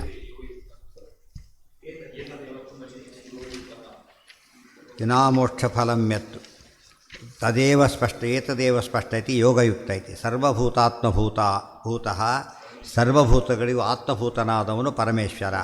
ಅವನೇ ನನಗೆ ಸಹ ಸ್ವಾಮಿಯಾಗಿದ್ದಾನೆ. ಗೊತ್ತಾಯ್ತಾ? ಸರ್ವಸ್ವಾಮಿ ಮಮ ಸ್ವಾಮಿ. ಸರ್ವಸ್ವಾಮಿಯಾದ ವಿಷ್ಣುವೇ ನನಗೂ ಸ್ವಾಮಿಯಾಗಿದ್ದಾನೆ ಅಂತ ತಿಳ್ಕೊಳ್ಳೋದಕ್ಕೆ ಸರ್ವಭೂತಾತ್ಮಭೂತಾತ್ಮ ಇತಿ ಸ ಆತ್ಮಭೂತಃ ಸ್ವಸಮೀಪಂ ಪ್ರತಿ ಆದಾನಾದಿಕರ್ತ ಯಶ್ಚ ಸಹ ಸರ್ವಭೂತಾತ್ಮಭೂತಾತ್ಮ. ಅದು ಕೊಟ್ಟು ಅಲ್ಲಿ ಕೊಟೇಶನ್ ಕೊಡಲಿಲ್ಲ, ಅಲ್ಲಿ ಕೊಟೇಶನ್ ಕೊಟ್ಟು. ನೈವ ಕಿಂಚಿತ್ ಕರೋಮೀತಿ ತಾತ್ಪರ್ಯ ಆಯ್ತಲ್ಲ, ತಾತ್ಪರ್ಯ ಫಸ್ಟ್ ಓದಿದ್ದು. ನೈವ ಕಿಂಚಿತ್ ಕರೋಮೀತಿ ಯುಕ್ತೋ ಮನ್ಯೇತ ತತ್ವವಿತ್ ಪಶ್ಯನ್ ಶೃಣ್ವನ್ ಸ್ಪೃಶನ್ ಜಿಘ್ರನ್ ಅಶ್ನನ್ ಗಚ್ಚನ್ ಸ್ವಪನ್ ಶ್ವಸನ್ ಪ್ರಳಪನ್ ವಿಸೃಜನ್ ಗೃಹ್ಣನ್ ಉನ್ಮಿಷನ್ ನಿಮಿಷನ್ನಪಿ ಇಂದ್ರಿಯಾಣಿ ಇಂದ್ರಿಯಾರ್ಥೇಷು ವರ್ತಂತ ಇತಿ ಧಾರಯನ್. ನಾಯೇವ ಕಿಂಚಿತ್ ಕರೋಮಿ ಇತಿ ಯುಕ್ತಃ ಮನ್ಯೇತ ತತ್ವವಿತ್ ಪಶ್ಯನ್ ಶೃಣ್ವನ್ ಸ್ಪೃಶನ್ ಜಿಘ್ರನ್ ಅಶ್ನನ್ ಗಚ್ಚನ್ ಸ್ವಪನ್ ಶ್ವಸನ್ ಪ್ರಲಪನ್ ವಿಸೃಜನ್ ಗೃಹ್ಣನ್ ಉನ್ಮಿಷನ್ ನಿಮಿಷನ್ನಪಿ ಇಂದ್ರಿಯಾಣಿ ಇಂದ್ರಿಯಾರ್ಥೇಷು ವರ್ತಂತ ಇತಿ ಧಾರಯನ್. ನಯೇವ ಕಿಂಚಿತ್ ಕರೋಮೀತಿ ಯುಕ್ತೋ ಮನ್ಯೇತ ತತ್ವವಿತ್. ನಾನು ಏನನ್ನೂ ಕೂಡ ಮಾಡೋದಿಲ್ಲ, ಸ್ವತಂತ್ರವಾಗಿ ಏನನ್ನೂ ಮಾಡೋದಿಲ್ಲ ಅಂತ ತಿಳ್ಕೊಂಡಿರ್ಬೇಕು. ಸ್ವತಂತ್ರವಾಗಿ ಏನನ್ನೂ ಮಾಡೋದಿಲ್ಲ. ಏನನ್ನು ಅಂತ ಕೇಳಿದರೆ ದೊಡ್ಡ ದೊಡ್ಡ ವ್ಯವಹಾರಗಳಲ್ಲ, ಅತಿ ತೀರ ಸಾಮಾನ್ಯವಾದ ವ್ಯವಹಾರ ಮಾಡಲಿಕ್ಕೂ ದೇವರು ಬೇಕು. ಯಾವ್ಯಾವುದದು? ಪಶ್ಯನ್ ಶೃಣ್ವನ್, ನೋಡ್ತಾನೆ, ನೋಡಿಸಿದ ದೇವರು ಇಲ್ಲ ನೋಡೋಕ್ಕೆ ಬರೋದಿಲ್ಲ. ಶೃಣ್ವನ್, ಕೇಳಿಸ್ತ, ಕಿವಿ ಇಲ್ಲ ಕೇಳಿಸ್ತ. ಕೇಳ್ತಾ ಇದ್ದೇವೆ ಅಂದರೆ ಇವತ್ತು ಎಷ್ಟಿದೆ, ಕೇಳ್ತಾ ಇದ್ದೇವೆ ಅಂದರೆ ಕಿವಿ ಇಲ್ಲದವ್ರಿಗೆ ಕೇಳಿದ್ರೆ ಗೊತ್ತಾಗುತ್ತಾಗ. ಇವತ್ತು ಕೇಳ್ತಾ ಇದ್ದೇವ್ರಿಗೆ ಕೇಳಿಸ್ತಾ ಇದ್ದ. ನಾವೇ ಕೇಳೋದಾಗಿದ್ದರೆ ನಮ್ಮ ಕಿವಿ ಹೋಗ್ತಾನೆ ಇರಲಿಲ್ಲ. ನಮ್ಮ ಕಿವಿ ಇಲ್ಲ ಈಗ ಅಂದರೆ ಅರ್ಥ ಏನು? ಕಿವಿ ಮೇಲೆ ನಮ್ಮ ಆಧೀನ್ಯ ಇಲ್ಲ ಅಂತ ಅರ್ಥ. ಕಿವಿ ನಮಗೆ ನಮ್ಮ ಹತೋಟಿ ಇಲ್ಲ, ಆದ್ದರಿಂದ ಇನ್ನೊಬ್ರು ಯಾರೋ ಮಾಡ್ತಾ ಇದ್ದಾರೆ. ಮತ್ತು ಈಗ ಹೇಗೆ ಹತೋಟಿಲು ಮೊದಲು ಹಾಗೇ ಇರಲಿಲ್ಲ, ಅದು ನಮಗೆ ಗೊತ್ತಿಲ್ಲ. ಏನಾಯಿತು? ಮಳೆಯ ಮಹತ್ವ ಬರ್ತಿದ್ರೆ ಬರದೇ ಹೋದಾಗ ಮಳೆ ಬರಲ್ಲ ಅಂತಂತಾರಲ್ಲ, ಹಾಗೆ ನಮ್ಗೆ ಇಲ್ಲದೆ ಹೋದಾಗ ನೆನಪಾಗುತ್ತೆ. ಬಂದ ತಕ್ಷಣ ಮತ್ತೆ ಹೋಗಿಬಿಡೋದು. ಬಂತು ಕರೆಂಟ್ ಇಲ್ಲ, ಬಾಯಿ ಏನೋ ಮಾತಾಡ್ತಾರೆ, ಬಂದ ತಕ್ಷಣ ಅದು ಬಿಟ್ಬಿಡ್ತಾರೆ, ಅದನ್ನು ಡೈವರ್ಟ್ ಆಗಿಬಿಡ್ತಾರೆ ತಕ್ಷಣ. ಸ್ಪೃಶನ್, ಏನೋ ಮುಟ್ತೀವಿ ಅಂತ ತಿಳ್ಕೊಳ್ಳಿ, ಅದಕ್ಕೂ ದೇವರ ದಯೆ ಬೇಕು. ಉನ್ಮಿಷನ್, ಕಣ್ಣು ತೆಗೆಯೋದು. ನಿಮಿಷನ್, ಕಣ್ಣು ಮುಚ್ಚೋದು. ಅದಕ್ಕೆ ಅಂತ್ಯಕ್ಕೆ ಕಣ್ಣು ನೋಡೋಕ್ಕೆ ಹೋಗ್ತಾರೆ, ಕಣ್ಣು ತೆಗಿಲಿಕ್ಕೆ ಬರೋದಿಲ್ಲ ಅವನಿಗೆ. ಕಣ್ಣು ತೆಗಿಲಿಕ್ಕೆ ಮುಚ್ಚಲಿಕ್ಕೂ ಬರೋದಿಲ್ಲ. ಎಷ್ಟು ಡಿಪೆಂಡೆನ್ಸ್ ಅಂತ ಕೇಳಿದರೆ, ಕಣ್ಣು ಮುಚ್ಚೋದು ಸುಲಭ ಅಂತ ಕೆಲಸ ಹೇಳ್ತಾರೆ, ಸುಲಭ ಅಲ್ಲ ಅದು. ಆ ಕಣ್ಣು ಮುಚ್ಚೋದು ತೆಗೆಯೋದು ಸಾಧ್ಯ ಇಲ್ಲ. ಬಾಯಲ್ಲಿ ಹಾಕ್ತಾರೆ, ನುಂಗ್ಲಕ್ಕೂ ಬರೋದಿಲ್ಲ. ಸ್ವಪನ್, ಮಲಗೋದು ನಮ್ಮ ಕೈಲಿ, ಅದಂತೂ ಗೊತ್ತಾಗ್ಬಿಟ್ಟೆ. ಬರೀ ಟ್ಯಾಬ್ಲೆಟ್ಸ್ ತೊಗೊಂಡಿದ್ದೇ ಮಾಡ್ತಾರೆ, ಮಲಗಲಿಕ್ಕಾಗೋದಿಲ್ಲ. ಮಲಗೋದು ನಮ್ಮ ಕೈಯಲ್ಲಿ ಇದ್ದಿದ್ದರೆ ಅವ ಮಲಗ್ತಿದ್ವಿ, ಕೇಳೋ ಹೊತ್ತಲ್ಲಿ ನಿದ್ದೆ ಬರ್ತಿರಲಿಲ್ಲ. ಯಾರು ಕೇಳ್ತಾರೋ ನಿದ್ದೆ ಬಂದುಬಿಡುತ್ತೆ ತಕ್ಷಣ, ಯಾಕೆ ಕಂಟ್ರೋಲ್ ಇಲ್ಲ. ಅದಕ್ಕೆ ನಿದ್ರೆಗೆ ಎಷ್ಟು ಪ್ರೀತಿ ಅಂದರೆ ಅದು ಕೂಡ ಬರಸೆ ಕೇಳಕ್ಕೆ ಬರುತ್ತೆ, ಇವ್ರು ಬೆಳಕೋಗ್ಬಿಡ್ತಾರೆ, ಅದು ಬಂದುಬಿಡುತ್ತೆ, ಇವ್ರು ಕೈ ಕೊಟ್ಬಿಡ್ತಾರೆ ಅಷ್ಟೇ. ಅದು ನಿದ್ರಾದೇವಿ ಅಂತ ಕರೀತಾರಲ್ಲ ಹಾಗೆ. ಸ್ವಪನ್, ಶ್ವಸನ್, ಸ್ವಪನ್ ಶ್ವಸನ್. ಉಸಿರಾಟ ಸುಲಭ, ನೋಡೋದು ಸುಲಭ, ಕೇಳೋದು ಸುಲಭ ಅಲ್ಲ, ಯಾವುದೂ ಸುಲಭ ಅಲ್ಲ. ಪ್ರಲಪನ್, ಮಾತಾಡೋದು ಬರೀ ಮಾತಾಡೋದಲ್ಲಿಲ್ಲ. ಪ್ರಲಪನ್, ಹರಟೆ ಹೊಡಿಲಿಕ್ಕೂ ದೇವರ ಅನುಗ್ರಹ ಇರಬೇಕು. ಪ್ರಲಾಪೋ ಅನರ್ಥಕಂ ವಚಃ ಅಂತೇಳಿ ಬರೆದಿದ್ದಾರೆ. ಪ್ರಲಾಪಸ್ಯ ಚ ವರ್ಜನೆ, ಎಲ್ಲಿದು? ಪ್ರಲಾಪಸ್ಯ ವರ್ಜನೆ ಭೀಮಸೇನ ಸಮೋ ನಾಸ್ತಿ ಪ್ರಲಾಪಸ್ಯ ಚ ವರ್ಜನೆ. ಪ್ರಲಾಪ ಅಂದ್ರೇನು?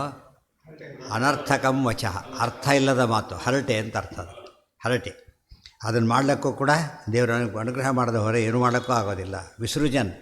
ವಿಸರ್ಜನೆ ಮಾಡಲಿಕ್ಕೂ ಬರೋದಿಲ್ಲ. ಗೃಹ್ಣನ್, ತೊಗೊಳಕ್ಕೆ ಬರೋದಿಲ್ಲ. ಉನ್ಮಿಷನ್ ನಿಮಿಷನ್, ಯಾವುದಕ್ಕೂ ಕೂಡ ನಮ್ಮ ಕೈಯಲ್ಲಿಲ್ಲ. ಇವಿಷ್ಟು ಕೂಡ ಏನಾಗ್ತಾ ಇದೆ? ಇಂದ್ರಿಯಾಣಿ ಇಂದ್ರಿಯಾರ್ಥೇಷು ವರ್ತಂತೆ ಇತಿ ಧಾರಯನ್. ಇಂದ್ರಿಯಗಳು ಇಂದ್ರಿಯ ವಿಷಯಗಳಲ್ಲಿ ನಾವು ಹೋಗ್ತಾ ಇವೆ.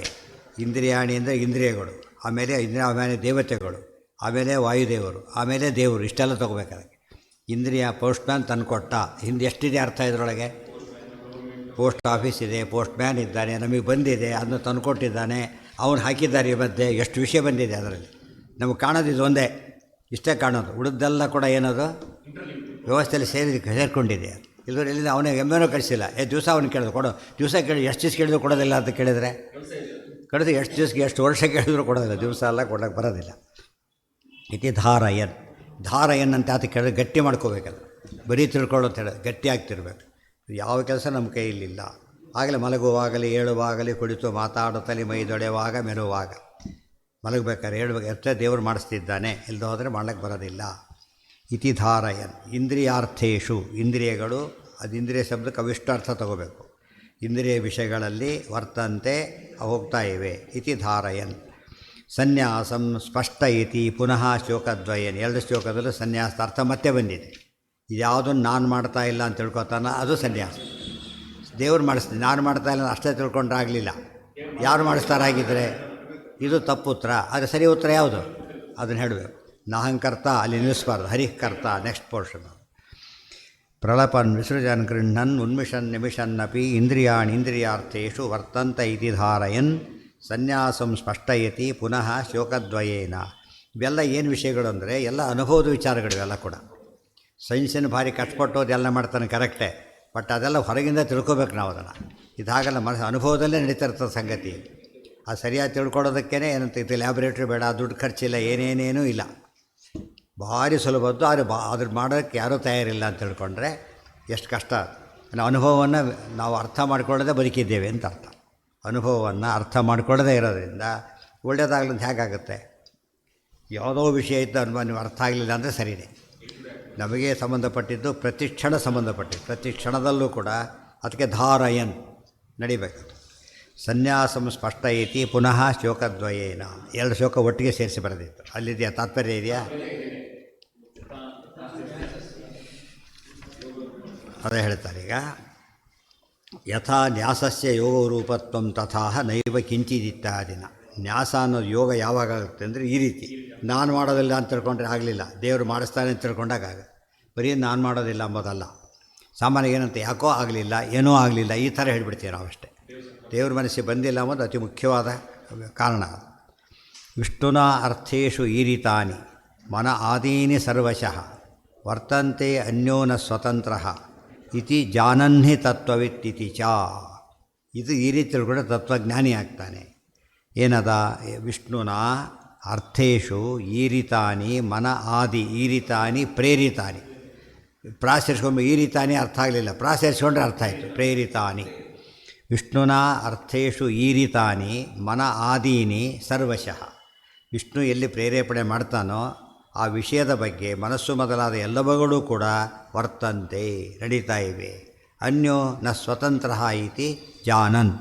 ಉಳಿದವರು ಯಾರೂ ಸ್ವತಂತ್ರರಲ್ಲ, ಬೇರೆ ದೇವತೆಗಳೆಲ್ಲ ಇದ್ದಾರೆ, ಆದರೆ ಅವರೆಲ್ಲ ದೇವರು ಹೇಳಿದಂತೆ ಮಾಡಿಸೋರೆ ಹೊರತು ತಮಿತೋಷ್ಟೇ ಮಾಡಿಸೋದಿಲ್ಲ. ಜಾನನ್ಹಿ ತತ್ವವಿತ್ ಇತಿಚ. ಇದನ್ನು ತಿಳ್ಕೊಂಡು ತತ್ವಜ್ಞಾನಿ ಆಗ್ತಾನೆ. ತತ್ವಜ್ಞಾನಿ ಡೆಫಿನೇಷನ್ ಇದು. ಇದನ್ನು ತಿಳ್ಕೊಂಡು ತತ್ವಜ್ಞಾನಿ. ಅದು ನಾನೇ ಮಾಡ್ತೇನೆ ಅಂತ ಹೇಳಿದ್ರೆ ತತ್ವಜ್ಞಾನಿ ಆಗಲಿಲ್ಲ ಅವನು. ನಾನು ಮಾಡ್ತೇನೆ, ನಾನು ಮಾಡಿಸ್ತೇನೆ ಅಲ್ಲ, ದೇವರು ಮಾಡ್ತಾನೆ, ದೇವರು ಮಾಡಿಸ್ತಾನೆ ಅಷ್ಟೆ. ಬ್ರಹ್ಮಣಿ ಆದಾಯ ಕರ್ಮಾಣಿ ಸಂಗಂ ತ್ಯಕ್ತ್ವಾ ಕರೋತಿ ಯಹ ಲಿಪ್ಯತೆ ನ ಸ ಪಾಪೇನ ಪದ್ಮಪತ್ರ ವಿವಾಂಭಸ. ಈ ರೀತಿ ಅನುಸಂಧಾನದ ಉಪಯೋಗ ಏನು ಅಂತ ಕೇಳ್ತಾರೆ. ಇದೆಲ್ಲ ತಿಳ್ಕೊಂಡ್ರೆ ತಿಳ್ಕೊಂಡ್ಯಪ್ಪ, ಅವ್ರು ತಿಳ್ಕೊಳ್ಳೋದೇ ಎಲ್ಲ ಮಾಡಿದ, ತಿಳ್ಕೊಂಡು ಮಾಡಿದೆ. ಏನು ಡಿಫರೆನ್ಸು ಅಂದರೆ ಬ್ರಹ್ಮಣಿ ಆದಾಯ ಕರ್ಮಾಣಿ ಸಂಗಂ ತ್ಯಕ್ತ್ವಾ ಕರೋತಿ ಯಹ. ಎಲ್ಲ ಕರ್ಮಗಳನ್ನು ದೇವರಿಗೆ ಒಪ್ಪಿಸಿಬಿಟ್ಟು, ಮತ್ತು ಈ ರೀತಿಯಾಗಿ ತ್ಯಕ್ತ್ವಾ ಸಂಗಮ್ ತ್ಯಕ್ತ್ವ ಫಲಾಶೆ ಬಿಟ್ಟು ನಾನು ಮಾಡಿಲ್ಲ ಅಂದಮೇಲೆ ಫಲ ಕೇಳೋ ಹಕ್ಕೇ ಇಲ್ಲ. ನಾನು ಮಾಡದೇ ಇದ್ದಿದ್ದಕ್ಕೆ ದುಡ್ಡುಗಳಿಂದ ಹೇಗೆ ಕೇಳೋಕ್ಕಾಗತ್ತೆ? ಆದ್ದರಿಂದ ಹೊರಟೋಯ್ತು. ಯಾವ ನಾಹಂಕರ್ತ ಅಂತ ಬಂತೋ ಅಲ್ಲಿ ಫಲ ಕೇಳೋ ರೇಟ್ ಹೋಯ್ತು, ಇಮಿಡಿಯೇಟಾಗಿ ಹೊರಟೋಯ್ತು. ತ್ಯಕ್ತ್ವಾ ಕರೋತಿ ಯಹ. ಯಾವನು ಮಾಡ್ತಾನಲ್ಲ ಲಿಪ್ಯತೆ ನಸ ಪಾಪೇನ ಪದ್ಮಪತ್ರ ವಿಮಾಂಭಸ. ಅವನು ಪಾಪದಿಂದ ಲಿಪ್ತನಾಗೋದಿಲ್ಲ, ಪಾಪಲೇಪ ಅವನಿಗಿಲ್ಲ. ಇಲ್ಲದೋದ್ರೆ ಇದೆ ಅಂತ ಅರ್ಥ. ಪದ್ಮಪತ್ರ ವಿಮಾಂಭಸ ಹೇಗೆ ಅಂದರೆ ಅಂಭಸ ಪದ್ಮಪತ್ರಂ ಇವ. ತಾವರಿಯ ಎಲೆ ಹೇಗೆ ನೀರಲ್ಲೇ ಇದ್ದರೂ ಕೂಡ ಏನು ಮಾಡ್ತಾ ಇಲ್ಲ, ಅದು ನೀರಿಂದ ಹೊರಗೆ ತೆಗೆದ್ಮೇಲೆ ಯಾವುದಕ್ಕೂ ಸಂಪರ್ಕ ಇಲ್ಲ, ದೊಡ್ಡದಲ್ಲ, ನೀರಲ್ಲೇ ಇದೆ, ಸಂಪರ್ಕ ಇಲ್ಲ. ಅದೇ ಈಸಬೇಕು, ಇದ್ದು ಜಯಿಸಬೇಕು. ಸಂಸಾರ ಬಿಟ್ಟು ಸಾಧನೆ ಮಾಡೋದಲ್ಲ, ಇದ್ದು ಸಾಧನೆ ಮಾಡಬೇಕು. ತಾವರೆ ಎಲೆ ದೃಷ್ಟಾಂತ ಅದಕ್ಕೆ. ನೀರಲ್ಲಿದ್ದರೂ ಕೂಡ ನೀರಿನ ಲೇಪ ಇಲ್ಲ. ಸಂಸಾರದಲ್ಲಿದ್ದರೂ ಕೂಡ ಸಂಸಾರದ ಆಗು ಹೋಗು ಲಾಭ ನಷ್ಟ ಎಲ್ಲ ಬಂತು, ಅದರ ಸಂಪರ್ಕ ಇರಬಾರ್ದು. ಅದೇನಂತ ಕರೆ ಈಜು ಬರೋದಕ್ಕೂ ಬರದೆ ಏನು ವ್ಯತ್ಯಾಸ? ಇಬ್ಬರು ನೀರಲ್ಲಿದ್ದಾರೆ. ಅವ್ನು ಈಜು ಬಂದಿದ್ದಾರೆ, ಬರದೇ ಇದ್ದಾನೆ. ಬರದೇ ಇದ್ದವನು ತೇಲ್ತಾನೆ, ಇವನು ತೇಲ್ತಾನೆ. ಅವ್ನು 3 ದಿವಸದ ಮೇಲೆ ಇವನು ಆಗಲೇ 3 ತೇಲ್ಲೇಬೇಕಲ್ಲ, ಇವತ್ತಲ್ಲ ನಾಳೆ ತೇಲ್ದ. ಅದು ಎಂದೋ ತೇಲ್ತಾರೆ, ಉಪಯೋಗ ಇಲ್ಲ. ಅವನು ತೇಲಿಲ್ಲ, ಅವನು ಬಾಡಿ ತೇಲ್ತಷ್ಟೇ. ಬಾಡಿ ತೇಲಬಾರ್ದು, ಅವನು ತೇಲ್ಬೇಕು. ಅವನು ತೇಲ್ಬೇಕಾದ್ರೆ ಏನು ಗೊತ್ತಿರಬೇಕು ಅವನಿಗೆ? ಅದು ಆಲ್ಟ್. ಅದು ಎಷ್ಟು ಪುಸ್ತಕ ಓದಿದ್ರು ಬರೋದಲ್ಲ. ಏನಾಗಬೇಕು ಅದಕ್ಕೆ? ನೀರಲ್ಲಿ ಇಳಿದೇನೆ ಈಜಿನ ಬಗ್ಗೆ 100 ಪುಸ್ತಕ ಓದಿಬಿಟ್ಟ, ಈಜು ಬರೆಸ್ತೇವೆ, ಅದು ಬುಡಿಗೆ ಹೋಗಿಬಿಟ್ಟು ನಡೆಯುತ್ತೆ. ಯಾಕೆ? ಅನುಭವನೇ ಬಂದಿಲ್ಲ ಅವರಿಗೆ. ಈ ಸಂಸಾರ ಅಂದರೆ ಹಾಗೆ. ಅದಕ್ಕೆ ದೇವರು ಯಾತಕ್ಕೆ ಹುಟ್ಟಿಸ್ತಾನೆ? ಆ್ಯಕ್ಚುಲಿ ಬರೀ ಹೇಳಿಬಿಟ್ರೆ ಮುಗಿತಿರಲಿಲ್ಲ, ಅರ್ಥ ಆಗ್ತಿರಲಿಲ್ಲ. ಅದಕ್ಕೋಸ್ಕರ ಏನು ಮಾಡ್ತಾನೆ? ಅನುಭವಿಸಿ ತೋರಿಸ್ಬೇಕಾದ್ರೆ. ತಪ್ಪುಗಳಾಗ ಸಾಮಾನ್ಯ ತಪ್ಪಾಗೋದು ಸರಿ ಮಾಡಿಕೊಂಡು ಲೋಕದಲ್ಲಿ ಕಂಡಿದೆ. ಅದು ತಿದ್ಕೋತಾ ಹೋಗಬೇಕು. ನಾವು ಮಾಡಿದ್ದೇ ಸರಿ ಅಂತ ವಾದಿಸಿದರೆ ಎಂದೂ ಉದ್ಧಾರ ಆಗೋ ಚಾನ್ಸೇ ಇರೋದಿಲ್ಲ. ತ್ಯಕ್ತ್ವಾ ಕರೋತಿ ಯಹ ಲಿಪ್ಯತೆ ನ ಸ ಪಾಪೇನ ಪದ್ಮಪತ್ರ ವಿವಾಂಭಸ ಮೊದಲಿನ ಎಲ್ಲ ಪರೀಕ್ಷೆಗಳು ಕೂಡ ಪರೀಕ್ಷೆಗೆ ತಯಾರಿ ಅಷ್ಟೇ ಅದು. ನಿಜವಾದ ಪರೀಕ್ಷೆಗೆ ತಯಾರಿ ಅಂತ ಕರೆಯೋದು ರಿಸಲ್ಟ್ ಅದು. ಮೊದಲು ಎಲ್ಲ ಪರೀಕ್ಷೆ ಮಾಡ್ತಾರಲ್ಲ ಅಲ್ಲೆಲ್ಲ ಕೂಡ ಪ್ರಿಪರೇಷನ್ ಫಾರ್ ದಿ ಫೈನಲ್. ಅದು ಮಾಡಿಕೊಂಡು ಇದೇ ಸಿದ್ಧಿ ಅಂತ ತಿಳ್ಕೊಳ್ಳೋದಕ್ಕೆ ಹೋಗಬಾರ್ದು. ತ್ಯಕ್ವಾ ಕರೋತಿ ಯಹ ಲಿಪ್ಯತೆ ನಸ ಪಾಪೇನ. ಒಟ್ಟಿನ ಮೇಲೆ ಭಾರಿ ಒಳ್ಳೇದು ಮಾಡ್ತಿರೋ ಅದು ಬಂಧಕ, ಭಾರಿ ಕೆಟ್ಟದ್ದು ಮಾಡ್ತಿರೋ ಅದು ಬಂಧಕ. ಭಾಳ ಆಶ್ಚರ್ಯ. ಭಾರಿ ಒಳ್ಳೆಯದು ಬಂಧಕ. ಯಾಕೆ? ಒಬ್ಬನ ಪಾಪ ಬಡವ ಕ್ಯಾಶಿಯರ್ ಕೂತಿದ್ದ, 1 ಲಕ್ಷ ರೂಪಾಯಿ ಕೊಟ್ಟು ಕಳಿಸ್ಬಿಟ್ಟ. ಅವ್ನು ಕೃತಜ್ಞತೆ ನಮಸ್ಕಾರ ಮಾಡಿ ಹೋಗ್ಬಿಡ್ತಾನೆ ಪಾಪ. ಒಳ್ಳೆಯದೇ ಕೆಟ್ಟದಾಗಿದ್ರೆ ಅದು ಇದು ತಂದಲ್ಲ. ಇವತ್ತು ಯಾವುದೂ ನಮ್ಮದಲ್ಲ. ಈಶಾವಾಸ್ಯ ವಿಧಂ ಸರ್ವಂ. ಆದ್ದರಿಂದ ನಾವು ಕೊಟ್ಬಿಟ್ಟು ಕೃಷ್ಣ ಎಷ್ಟು ದೊಡ್ಡ ಯಾರೋ ಕೇಳಿದರೆ ಪಾಪ ಕಷ್ಟದಲ್ಲಿದ್ದ ಕೊಟ್ಟಿದ್ರಿ ಅಂತ ಕೇಳಿದರೆ ಕ್ಯಾಶಿಯರ್ ಎಕ್ಸ್ಪ್ಲೇನ್ ಮಾಡೋಕ್ಕೆ ಕೋರ್ಟಿಗೆ ಎಕ್ಸ್ಪ್ಲೇನ್ ಮಾಡೋಕ್ಕೆ ಬರುತ್ತದರ. ಎಲ್ಲರೂ ಹೀಗೆ ಮಾಡಿ ಏನಿರೋದೇ ಈಗ ಮಾಡೇ ಏನೂ ಇಲ್ಲ, ಅದು ಖಾಲಿ ಮಾಡಿಬಿಟ್ಟಿರ್ತಾರೆ. ಈ ರೀತಿ ಮಾಡೋಕ್ಕೆ ಬರುತ್ತಾ? ಸಾಧ್ಯ ಇಲ್ಲ. ನಿಂದಾಗಿದ್ದರೆ ಕೊಡು, ನಿನ್ನ ಸಂಬಳದಲ್ಲಿ ಕೊಡು. ಇದ್ರ ಕೊಡೋ ಹಕ್ಕ ನಿನಗಿಲ್ಲ. ದುಡ್ಡಿದೆ ಕೊಡೋ ಹಾಗಿಲ್ಲ. ಎಷ್ಟೊತ್ತು ಸರ್ತೆ ನಾವು ಯಾರೋ ಬರ್ತಾರೆ ಶಿಕ್ಷಕರು, ದುಡ್ಡಿಲ್ಲ ಹೋಗು ಅಂತ ಹೇಳ್ತಾರೆ. ಅವನೇ ಕೇಳಿ ಬೇಕಾಷ್ಟು ದುಡ್ಡಿದೆ ಜೇಬಲ್ಲಿ, ದುಡ್ಡಿಲ್ಲ ಅಂತ ಏನರ್ಥ ಅದಕ್ಕೆ? ನಿನಗೂ ಕೊಡಲಿಕ್ಕಿಲ್ಲ. ನಿನಗೆ ಕೊಡೋಷ್ಟು ದುಡ್ಡು, ನಿನ್ನ ಕೊಡೋ ದುಡ್ಡು ಇಟ್ಕೊಂಡಿಲ್ಲ. ಅದು ನಿನಗೆ ಕೊಡೋದು ಭಿಕ್ಷೆ. ಅಂದರೆ ಬೇರೆ ಕೆಲಸ ಯಾವುದು ಬಸ್ ಚಾರ್ಜ್ ಬೇಕು ಇಟ್ಕೊಂಡಿದ್ದು, ನಿನಗೆ ಯಾಕೆ ಕೊಡಲಿ ಅದನ್ನು? ಅದು ನಿನಗೆ ಕೊಟ್ಟರೆ ನಾನು ನಿಂತ್ಕೊಂಡಿರ್ಬೇಕು. ಆ ಥರ ಆಯಿತು. ಕ್ರಿಯತೆ ಅಲ್ಲಿಲ್ಲ ಶಬ್ದಕ್ಕೆ ಅದೇ ಅರ್ಥ. ಆ ಅರ್ಥದಲ್ಲಿ ಸಂಗಮ್ ತ್ಯಕ್ವಾ ಕರೋತಿ ಯಹ ಲಿಪ್ಯತೆ ನಸಪಾಪೇನ ಪದ್ಮ. ಅಂದರೆ ಒಳ್ಳೇದು ಮಾಡಿದ ಬಂಧಕ. ಇನ್ನು ಮನೆಗೆ ಹೋಗಿ ತಾರೆ ಇಟ್ಕೊಂಡು ಅದು ಬಂಧಕ. ಒಳ್ಳೆ ಕೆಲಸ ಮಾಡ್ಲಿಕ್ಕೆ ಕೂಡ ಏನಿರಬೇಕು ನಮಗೆ? ನಾಹಂಕರ್ತ ಅಂತ ಅನುಸಂಧಾನ ಇರಬೇಕು. ಕೆಟ್ಟ ಕೆಲಸಕ್ಕೂ ಏನಿರಬೇಕು? ಅಲ್ಲೇ ಏನಾಯ್ತು, ಅಲ್ಲಿ ಚೆಕ್ ಕೊಟ್ಬಿಟ್ಟ. ನೋಡಿ ಒಳ್ಳೆ ಕೆಲಸ ಅದೀಗ. ಅದು ಅರ್ಜೆಂಟ್ ಬೇಕಿತ್ತು, ತಂದೆ ದುಡ್ಡಿತ್ತು, ಚೆಕ್ ಕೊಟ್ಟ, ತಕ್ಷಣ ದುಡ್ಡು ಕಾಯಿಸ್ಲಿಲ್ಲ, ತಕ್ಷಣ ಕೊಟ್ಬಿಟ್ಟ. ಅದು ಫೇವರ್. ಅದು ತುಂಬ ಜನ ಇದ್ದರು ಪಾಪ. ಇವ್ರ ಕಷ್ಟ ನೋಡಿಕೊಂಡ, ಅವ್ರನ್ನೇ ಕೇಳ್ಕೊಂಡ. ಸ್ವಲ್ಪ ಅವ್ರು ತುಂಬ ಅರ್ಜಿ ಕೊಡ್ತಾರೆ, ಅವರು ಒಪ್ಕೋತೆ ಇಲ್ಲ ಅಂತ ಹೇಳೋದಿಲ್ಲ. ಅರ್ಜೆಂಟ್ ಹೋಗಿ ಕೊಟ್ಟೆ ಮುಗಿದೋಯ್ತು. ಅದನ್ನು ಮಾಡೋಕ್ಕೆ ಬರುತ್ತೆ ಅವನಿಗೆ. ಏನು ಮಾಡೋಕ್ಕೆ ಬರೋದಿಲ್ಲ? ತಂದು ದುಡ್ಡು ಕೊಡೋಕ್ಕೆ ಬರೋದಿಲ್ಲ. ಅದು ಕೂಡ ಮತ್ತೆ ದೇವ್ರು ಮಾಡಿಸ್ಬೇಕು, ಅವ್ರು ಬೇರೆದಲ್ಲ. ಅದು ದೇವರೇ ಮಾಡೋದು. ಅವ್ರು ಒಪ್ಪಲಿಲ್ಲ ಬೈ ಚಾನ್ಸ್, ಅವು ಮಾಡೋಕ್ಕಿಲ್ಲ ಅವನು. ಇಲ್ಲ ನನಗೆ ಫಸ್ಟ್ ಕೊಡಿ ಅಂತ ಕ್ಯೂನಲ್ಲಿ ನಿಂತು. ಏನು ಮಾಡೋಕ್ಕೆ ಬರೋದಿಲ್ಲ.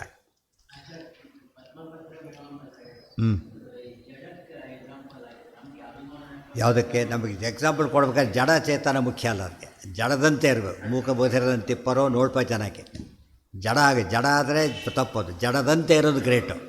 ಮೂಕನಂತೆ ಯಾಕೆ ಮಾಡೋದು ಕಷ್ಟ, ಮೂಕ ಇರೋದಕ್ಕೆ ಸುಲಭ. ಮೂಕನಂತೆ ಯಾಕೆ ಮಾಡಬೇಕಲ್ಲ, ಅವ್ನು ಮುಗಂತೆ ಜೋರಾಗಿ ಕೂಗಿಬಿಡ್ತಾರೆ. ಹೇಗೆ ಅಲ್ಲೋ ಅಂದ್ಬಿಡ್ತಾರೆ. ಯಾವಾಗಲೂ ಮಲಗಿದವನ್ನ ನೆಬಸೋದು ಸುಲಭ, ಮಲಗಿದವನ್ನ ನೆಬಸೋದು ಕಷ್ಟ ಅಂತಾರಲ್ಲ ಹಾಗೆ. ಆದ್ದರಿಂದ ನಮಗೇನು ದೃಷ್ಟಾಂತ ಅಂತ ಕೇಳಿ, ಜಡದಲ್ಲಿ ಆಗಿದೆಯಲ್ಲ ಚೇತನವಾಗಿ ತನ್ಕೋಬೇಕದು. ಉದಾಹರಣೆಗೆ ಜಡ ಕಟ್ಟಿಬಿಟ್ಟಿದೆ, ಲೋಕಲ್ ಇಂಜೆಕ್ಷನ್ ಕೊಡ್ತಾನೋ ಕೊಡಬೇಕಾಗಿದೆ. ಅಷ್ಟು ಮಾತ್ರ. ಬೇರೆ ಅಲ್ಲಿ ಏನು ಗೊತ್ತಾಗಲ್ಲ ಅವನಿಗೆ, ಬೇರೆದು ಗೊತ್ತಾಗುತ್ತೆ. ಆ ಥರ ಅದೇ ಅನಸ್ತೇಷಿಯಾ ಕೊಟ್ಟರೆ ಕಂಪ್ಲೀಟ್ ಇದಾಗಿಬಿಡುತ್ತೆ. ಆ ಎಚ್ಚರ ಇರಬೇಕು. ಅಂದರೆ ಅವ ಶಾಸ್ತ್ರ ಕೊಟ್ಟರೆ ಇಂಜೆಕ್ಷನ್ ಕೊಟ್ಟಾಗ ಶಾಸ್ತ್ರ ಏನು ಮಾಡುತ್ತೆ ಕೆಲಸ ಅನ್ನೋದನ್ನು ಅನಸ್ತೇಷಿಯಾ ಕೊಡುತ್ತೋ. ಶಾಸ್ತ್ರ ಜ್ಞಾಪಕ ಮಾಡ್ಕೊತಾನೆ, ಅವಾಗ ಲೇಪ ಆಗೋದಿಲ್ಲ ಅವನಿಗೆ. ಶಾಸ್ತ್ರ ಜ್ಞಾಪಕ ಮಾಡ್ಕೊಡೋದ್ರೆ ಏನಾಗುತ್ತೆ? ಲೇಪ ಆಗುತ್ತೆ. ಅದಕ್ಕೆ ಸ್ಮರಣೆ ಅಂತ ಕರೆಯೋದು. ದೇವರ ಸ್ಮರಣೆ ಪ್ರತಿ ಕಾಲದಲ್ಲಿ ಯಾತಕ್ಕೆ ಮಾಡಬೇಕು ಅಂದರೆ, ಈ ಕೆಲಸ ಮಾಡಿಸ್ತಿರೋದು ನೀನೇನೇ ಅಂತ ಎಚ್ಚರ ಇರಬೇಕು. ಲಿಪ್ಯತೆ ನಸ ಪಾಪೇನ. ಇದೆಲ್ಲ ಏನು ಅಂತ ಭಾರಿ ಜ್ಞಾನ ಇದ್ದಾಗ ಪ್ರತಿ ಕೆಲಸ ಅನುಸಂಧಾನ ಇರುತ್ತೆ. ಲೋಯೆಸ್ಟ್ ಸ್ಟೇಜಲ್ಲಿ ಹಾಗಿರೋದಿಲ್ಲ. ಅದು ಇಡೀ ದಿವಸದ ಒಟ್ಟಿಗೆ ಗಣೇಶ ಪಾಠ ಮಾಡಪ್ಪ, ಇಡೀ ದಿವಸದ್ದು ಮಾಡು ಆಯಿತಾ. ಇವತ್ತೇನು ಬೆಳಗ್ಗೆ ಸಾಯಂಕಾಲ ಮಾಡಿದ್ದೇನೆ ಅದಿಷ್ಟು ನಿನ್ನ ಅನುಗ್ರಹ. ಇದು ಒಂದು ರೀತಿ. ಪ್ರತಿ ಕ್ಷಣದಲ್ಲೂ ಮಾಡೋದು. ಉದಾಹರಣೆ, ಪ್ರತಿ ಕ್ಷಣದಲ್ಲಿ ಎಲ್ಲಿ ಮಾಡಬೇಕೀಗ? ಪ್ರತಿ ಸರ್ತಿ ಕೊಟ್ಟಾಗಲೂ ಎಂಟ್ರ್ ಮಾಡಬೇಕು ಅವನು. ಪ್ರತಿ ಸರ್ತಿ ಅವನು ಎಂಟ್ರ್ ಮಾಡಿಕೊಂಡ್ರೆ ನಮ್ಮ ಕೈಯಲ್ಲಿ ಕೊಡೋದಿಲ್ಲ, ಪಜಿತ ಆಗುತ್ತೆ. ಆಮೇಲೆ ಗೊತ್ತಾಯ್ತಾ? ಒಂದು ಚೂರು ಲೆಕ್ಕ ತಪ್ಪಿರೂ ಪಜಿತ ಆಗುತ್ತೆ. ಕೆಲವನ್ನ ಟೋಟಲ್ ಹೇಳಿದರೆ ಸಾಕು. ಅಲ್ಲಿ ಮಾತ್ರ ಅಕೌಂಟ್ಸ್ ಕೊಡ್ಬೇಕಾದ್ರೆ ಆ ರೀತಿ ಕೊಟ್ಟರೆ ಒಪ್ಪಲ್ಲ ಅವರು. ಪ್ರತಿಯೊಂದು ಕೂಡ ಅದಕ್ಕೇನಿತ್ತು, ಕೆಲಸಕ್ಕೆ ₹1 ಹೆಚ್ಚು ಕಡಿಮೆ ಆಗಿದೆ ಅಂತ ತಿಳ್ಕೊಂಡು ಎಲ್ಲೋ ಸೇರ್ಸಾಗಿಲ್ಲ ಅವನು, ಎಲ್ಲೋ ಸೇರ್ಸಾಗಿಲ್ಲ. ಇಲ್ಲ ಹುಡುಕ್ಬೇಕು ಎಲ್ಲಿ ಹೋಯ್ತು ಅಂಥೇಳಿ. ಅಲ್ಲಿ ಅಡ್ಜಸ್ಟ್ ಸರಿ ಮಾಡಿ ಲೆಕ್ಕ. ಇದು ಲೆಕ್ಕ ಅಲ್ಲ, ಇದು ತಪ್ಪದಾಗ ಕೆಡಿದ್ದಕ್ಕೆ ಕೊಟ್ಟ, ಎಲ್ಲರೂ ತೊಗೊಂಡೋಗ್ತಿದ್ದ ಅಂತ ಅರ್ಥ. ಗೊತ್ತಾಯ್ತು? ಅದಲ್ಲ, ಅಲ್ಲೇ ತೋರಿಸ್ಬೇಕು ಲೆಕ್ಕ. ಅದು ಆಮೇಲೆ ಇಲ್ಲವ್ರು ಪೆನಾಲ್ಟಿ. ಅದು ಕೊಡೋದು ಸೊಲ್ಯೂಷನ್ ಅಲ್ಲ. ಆ ತಪ್ಪಿಗೋಸ್ಕರ ಶಿಕ್ಷೆ ಅನುಭವಿಸ್ಬೇಕು. ಲಿಪ್ಯತೆ ನಸಪಾಪೇನ ಪದ್ಮಪತ್ರ ಮೀಮಾಂಸಾ. ಆ ಜಡದ ಉದಾಹರಣೆ ಕೊಡೋದು ಉದ್ದೇಶ ಏನು ಅಂತ ಕೇಳಿದರೆ, ಜಡದಂತೆ ಇರಬೇಕು. ಅದೇ ಉನ್ಮತ್ತ ಜಡಭರ್ತ ಅಂತ ಅದಕ್ಕೆ ಹೆಸರಾಗಿತ್ತು ಆತನಿಗೆ. ಜಡವತ್ ತನ್ಮನಸ್ತಯ. ಆ ಜಡವಾಗಿಲ್ಲದೇ ಜಡದಂತೆ ಇರತಕ್ಕಂಥ ದೊಡ್ಡ ಆಲ್ಟ್ ಅದು. ಲಿಪ್ಯತೆ ನಸಪಾಪೇನ ಪದ್ಮಪತ್ರಂ ಇವ ಅಂಬಸ. ಅಂಬಸ್ ಅಂದರೆ ನೀರು. ನೀರಿನ ಯಾಕೆ ಹೊಲಿಸ್ಬೇಕಾಗಿತ್ತು? ಎಲ್ಲ ಬಿಟ್ಟುಬಿಟ್ಟು ಅಂತ ಪ್ರಶ್ನೆ. ಅಲ್ಲ ಅಲ್ಲ ಅಲ್ಲ ಅದು ಬರೆದಿದ್ದು ಕರೆಕ್ಟ್, ಅವೆಲ್ಲ ಸುಳ್ಳಲ್ಲ. ಮೇನ್ ಪಾಯಿಂಟ್ ಇದೆ ಏನು ಅಂದರೆ, ಅಲ್ಲ ನೀರು ಅಂದರೆ ಕರ್ಮ ಅಂತ ಹೇಳಿದ್ದಾರೆ. ತಸ್ಮಿನ್ನಪೋ ಮಾತರಿಶ್ವಾ ದಧಾತಿ. ಈ ಕರ್ಮದ ಲೇಪ ಆಗಬಾರ್ದು, ನೀರಿನ ಲೇಪ ಆಗೋದಿಲ್ಲವಲ್ಲ, ಹಾಗೆ ಅರ್ಥ ಆಯ್ತಾ? ಅದೆಲ್ಲ ಈಶಾವಾಸ್ಯ ಅದು. ತಸ್ಮಿನ್ನಪೋ ಮಾತರಿಶ್ವಾ ದಧಾತಿ. ಸೊ ನಿಮಗೆ ಹೇಗೆ ನೀರು ಕೈಗಂಟುತ್ತೋ ಮೈಗಂಟುತ್ತೋ ಹಾಗೆ ಕರ್ಮ ಅಂಟುತ್ತೆ, ಕರ್ಮ ಅಂಟುತ್ತೆ. ಅಲ್ಲಿ ಹೇಗೆ ತಪ್ಪಿಸ್ಕೋಬೇಕು? ಪದ್ಮಪತ್ರ ನೋಡಿದ್ರೆ ಗೊತ್ತಾಗುತ್ತೆ. ಪದ್ಮ ಶಬ್ದಕ್ಕೆ ಏನರ್ಥ ಮುಂದಿನ ಪ್ರಶ್ನೆ ಮತ್ತೆ. ಈಗ ಪದ್ಮ ಅಂದ್ರೇನು? ಪ್ರಮೇಯ ಪದ್ಮ. ಪ್ರಮೇಯ ತಿಳ್ಕೊಂಡ್ರೆ ಹಾಗಲ್ಲ, ಪ್ರಮೇಯ ಜ್ಞಾನ ಇರಬೇಕು, ಇದ್ರೆ ಗೊತ್ತಾಗೋದಿಲ್ಲ. ಪದ್ಮಪತ್ರ ಮೀಮಾಂಸಾ ತತ್ಪೂಜಾತ್ಮಕಾನಿ ತತ್ಕೃತಾನಿ. ಹೇಗೆ ನೋಡಿ, ಹೇಗೆ ತೋರಿಸ್ತಾ ನೋಡಿ ಆಚಾರ್ಯ. ತತ್ಪೂಜಾತ್ಮಕಾನಿ ತತ್ಕೃತಾನಿ ಮಮ ಶುಭಾರ್ಥಮಿತಿ ಬ್ರಹ್ಮಣಿ ಆಧಾನಂ. ದೇವರಲ್ಲಿ ಒಪ್ಸೋದು ಅಂದರೆ ಏನು? ಈ ಭಾವನೆ ಇರಬೇಕು. ಮತ್ಪೂಜಾತ್ಮಕಾನಿ ತತ್ಕೃತಾನಿ ಮಮ ಶುಭಾರ್ಥಮಿತಿ ಬ್ರಹ್ಮಣಿ ಆಧಾನಂ. ದೇವರು ಕೂಡ ಏನಕ್ಕೆ ಅದಕ್ಕೆ ಪ್ರತಿಯೊಂದು ದೇವ್ರ ಪೂಜೆ. ಇನ್ನು ಎಲ್ಲಿ ಬಂತು ಬ್ರಾಡೆಸ್ಟ್ ಕಾನ್ಸೆಪ್ಟ್ ಇದು? ಮಲಗೋದು ದೇವ್ರ ಪೂಜೆ, ಊಟ ಮಾಡೋದು ದೇವ್ರ ಪೂಜೆ. ಹೇಳಿ ಲಂಚ್ ಬ್ರೇಕ್ ಕೂಡ ಅಫಿಷಿಯಲ್ ಅವರ್ ಅದು, ಗೊತ್ತಾ? ಲಂಚ್ ಬ್ರೇಕು ಇದು ಬೇಕು, ಎಲ್ಲ ಹೋದ ಒಂದು ರೌಂಡು, ಅದೆಲ್ಲ ಕೂಡ ಯಾವುದಕ್ಕದು? Part of the duty. ಅದು ಪಾರ್ಟ್ ಆಫ್ ದಿ ಡ್ಯೂಟಿ. ಅವನು ಕರೆದ, ಬಾ ಅಂತ ಕರೆದ, ಫೋನ್ನಲ್ಲಿ ಬಂದ. ಇಷ್ಟೊತ್ತು ಯಾಕೆ ಮಾಡಿದೆ? ಹತ್ತು ಬರಲಿಕ್ಕೆ ಟೈಮ್ ಬೇಕಲ್ಲ ಅವನಿಗೆ. ಅದು ಕೂಡ ಏನದು? ಆಫೀಸ್ ಕೆಲಸ. ಅದು ಕೂಡ ಅದು ಆ ಜಾಗ ಬಿಟ್ಟು ಬರ್ಲಿಕ್ಕೆ ಕರೆದಷ್ಟು ಇಲ್ಲೇ ಇರಬೇಕಯ್ಯ, ಸಾಧ್ಯ ಇಲ್ಲ. ಅದು ಬರ್ಲಿಕ್ಕೆ ಇಷ್ಟು ಟೈಮ್ ಬೇಕು. ಸೊ ಲೇಟ್ ಮಾಡಿ ಯಾಕೆ ಲೇಟು ಅಂತಾನೆ. ಒಂದು 5 ನಿಮಿಷ ಟೈಮ್ ಕರೆಕ್ಟ್ ಟೈಮ್ ಇರುತ್ತೆ. ಹೆಚ್ಚು ಮಾಡಿದೆ ಯಾಕೆ ಲೇಟು ಅಂತ. ಸುಮ್ಮನೆ 5 ನಿಮಿಷ ಅಂತ ಯಾಕಂತ ಕೇಳೋದಿಲ್ಲ. ಯಾಕೆ? ಅಷ್ಟು ಬೇಕೇ ಬೇಕಾದರೆ. ಸೊ ದೇರ್ಫೋರ್ ಎಲ್ಲದಕ್ಕೂ ಕೂಡ ಶುಭಾರ್ಥಮಿತಿ ಬ್ರಹ್ಮಣಿ ಆಧಾನ. ಇನ್ನೊಂದು ಕೊನೆಯ ಒಂದು ಭಾಗ ಇದೆ, ಶುಭಾರ್ಥಂ. ಆದದ್ದೆಲ್ಲ ಒಳಿತೇ ಆಯಿತು. ದೇವ್ರು ನಮ್ಮ ಒಳ್ಳೆಯದಕ್ಕೆ ಮಾಡಿಸ್ತಾನೆ. ಇದು ಗಟ್ಟಿ ಇರಬೇಕು ಯಾವಾಗ. ಆದದ್ದೆಲ್ಲ ಒಳಿತೇ ಆಯಿತು. ಪ್ರತಿಯೊಂದು ಕೂಡ ಮಾಡಿ. ಮೇಷ್ಟ್ 10 ಸರ್ತಿ ಬರೀ ಅಂತ ಹೇಳಿದ. 10 ಸರ್ತಿ ಬರೀ ಅಂತ ಹೇಳಿದ್ರು ಯಾತಕ್ಕೋಸ್ಕರ? ಇವನಿಗೆ ಬರಲಿ ಅಂತೇಳಿ, ತನಗೆ ಬರಲಿ ಅಂತಲ್ಲ. ಇವನಿಗೆ ಮೇಷ್ಟಿಗೆ ಆಚಾರ. ಇವನಿಗೆ 1 ಗಂಟೆ ನಾನು ಬರೆದ್ರೆ 1 ಗಂಟೆ ಹೋಯ್ತು ಬೇಕಂತ ಹೋಗ್ತಾನೆ ಹುಡುಗ. ಅವತ್ತು ಬರೆದವ್ರು ಗೊತ್ತಾ, ಓ ಮೇಷ್ಟ್ ಒಳ್ಳೆ ಕೆಲಸ ಮಾಡೋದು. ಉಳಿದವನು ಮೇಷ್ಟ್ ಮೇಲೆ ರೊಚ್ಚಿಟ್ಕೊಬಿಟ್ಟು ಏನೂ ತಿರ್ಸೋಕ್ಕೂ ಮಾಡಬಾರ್ದು. ಅವ್ನು ಹೇಳೋದಲ್ಲ ನಮ್ಮ ಒಳ್ಳೆಯೋದಕ್ಕೇ. ಹೊಡೆಯೋದು ಬಡಿಯೋದು ಪ್ರತಿಯೊಂದು ಕೂಡ ಯಾತಕ್ಕೆ? ಒಳ್ಳೆಯದಕ್ಕೆ. ಈ ಐಡಿಯಾ ಇರಬೇಕು. ಅದನ್ನೇ ಮಮ ಆದದ್ದೆಲ್ಲ ಒಳಿತೇ ಆಯಿತು ಅಂಬೋದು ಒಳ್ಳೆಯ ದೃಷ್ಟಾಂತ. ಆಚಾರ್ಯ ಹೇಳಿದ ಮಾತಿದೆ. ಏನು ಪ್ರತಿಯೊಂದು ನಮ್ಮ ದೃಷ್ಟಿಯಲ್ಲಿ ಆಗ ಭಾರಿ ಕೆಟ್ಟದ್ದು. ಅದು ನಾವು ಮಾಡಿರೋ ಕೆಲಸ ಭಾರಿ ಕೆಟ್ಟದ್ದು. ನೀವು ಪ್ರಕಾರ ದೇವ್ರು ಹೇಳಿದ ಅಂತ ಹೇಳ್ತಾರಲ್ಲ, ಅವು ದೇವ್ರು ಮಾಡಿಸ್ದೆ ಅಂತ ಆಯಿತು. ಅಲ್ಲಿ ಅನುಸಂಧಾನ ಬಂತ. ದೇವರು ಮಾಡಿಸ್ದೆ ಅಂದಮೇಲೆ ಕೆಟ್ಟದ್ದು ಮಾಡಿಸೋದಿಲ್ಲ. ದೇವರು ಯಾರು? ಒಳ್ಳೆಯ. ಸೊ ಏನಿದೆ ಅಲ್ಲೀಗ? ಏನು? ಆದ್ದರಿಂದ ಒಳ್ಳೆಯದಕ್ಕೆ ಮಾಡಿಸ್ತಾನೆ. ದೇವ್ರು ಇಲ್ಲದ್ರೆ ಏನಾಯಿತು ಗೊತ್ತಾ? ಎಲ್ಲ ದೇವರು ಮಾಡಿಸ್ತಾನೆ ಅಂತ ತಿಳ್ಕೊಂಡು ಕೆಟ್ಟದ್ದು ಮಾಡಿಸ್ತಾ ಅಂತ ಹೇಳಿದರೆ ದೇವ್ರಿಗೆ ಏನು ಹೇಳಿದಾಗಾಯ್ತು? ನಾವಾಗ ದೋಷಾರ್ಪಣೆ ಮಾಡಿದಾಗಾಯ್ತು. ದೇರ್ಫೋರ್ ದೇವರಿಗೆ ಅನ್ನೋ ಪದ ಉಪಯೋಗಿಸಿದ ತಕ್ಷಣ ಅದು ರೀತಿಯ ಕ್ವಾಲಿಟಿ ಚೇಂಜ್ ಆಗಿಬಿಡುತ್ತೆ. ಸ್ವಬಂಧನಂ ಯಥಾ ಪಿತ್ರ. ಎಷ್ಟೊತ್ತು ಕೇಳೋರು ಹಾಗೆ ಕೇಳ್ತಾರೆ, ನೋಡಪ್ಪ ದೇವ್ರ ಪೂಜೆಗೆ ಹೂ ಬೇಕು, ಈ ರೀತಿ ಕೇಳ್ತಾರೆ. ಅವಾಗ ಏನು ಮಾಡೋಕ್ಕೆ ಬರಲ್ಲ ಅವನಾಗ.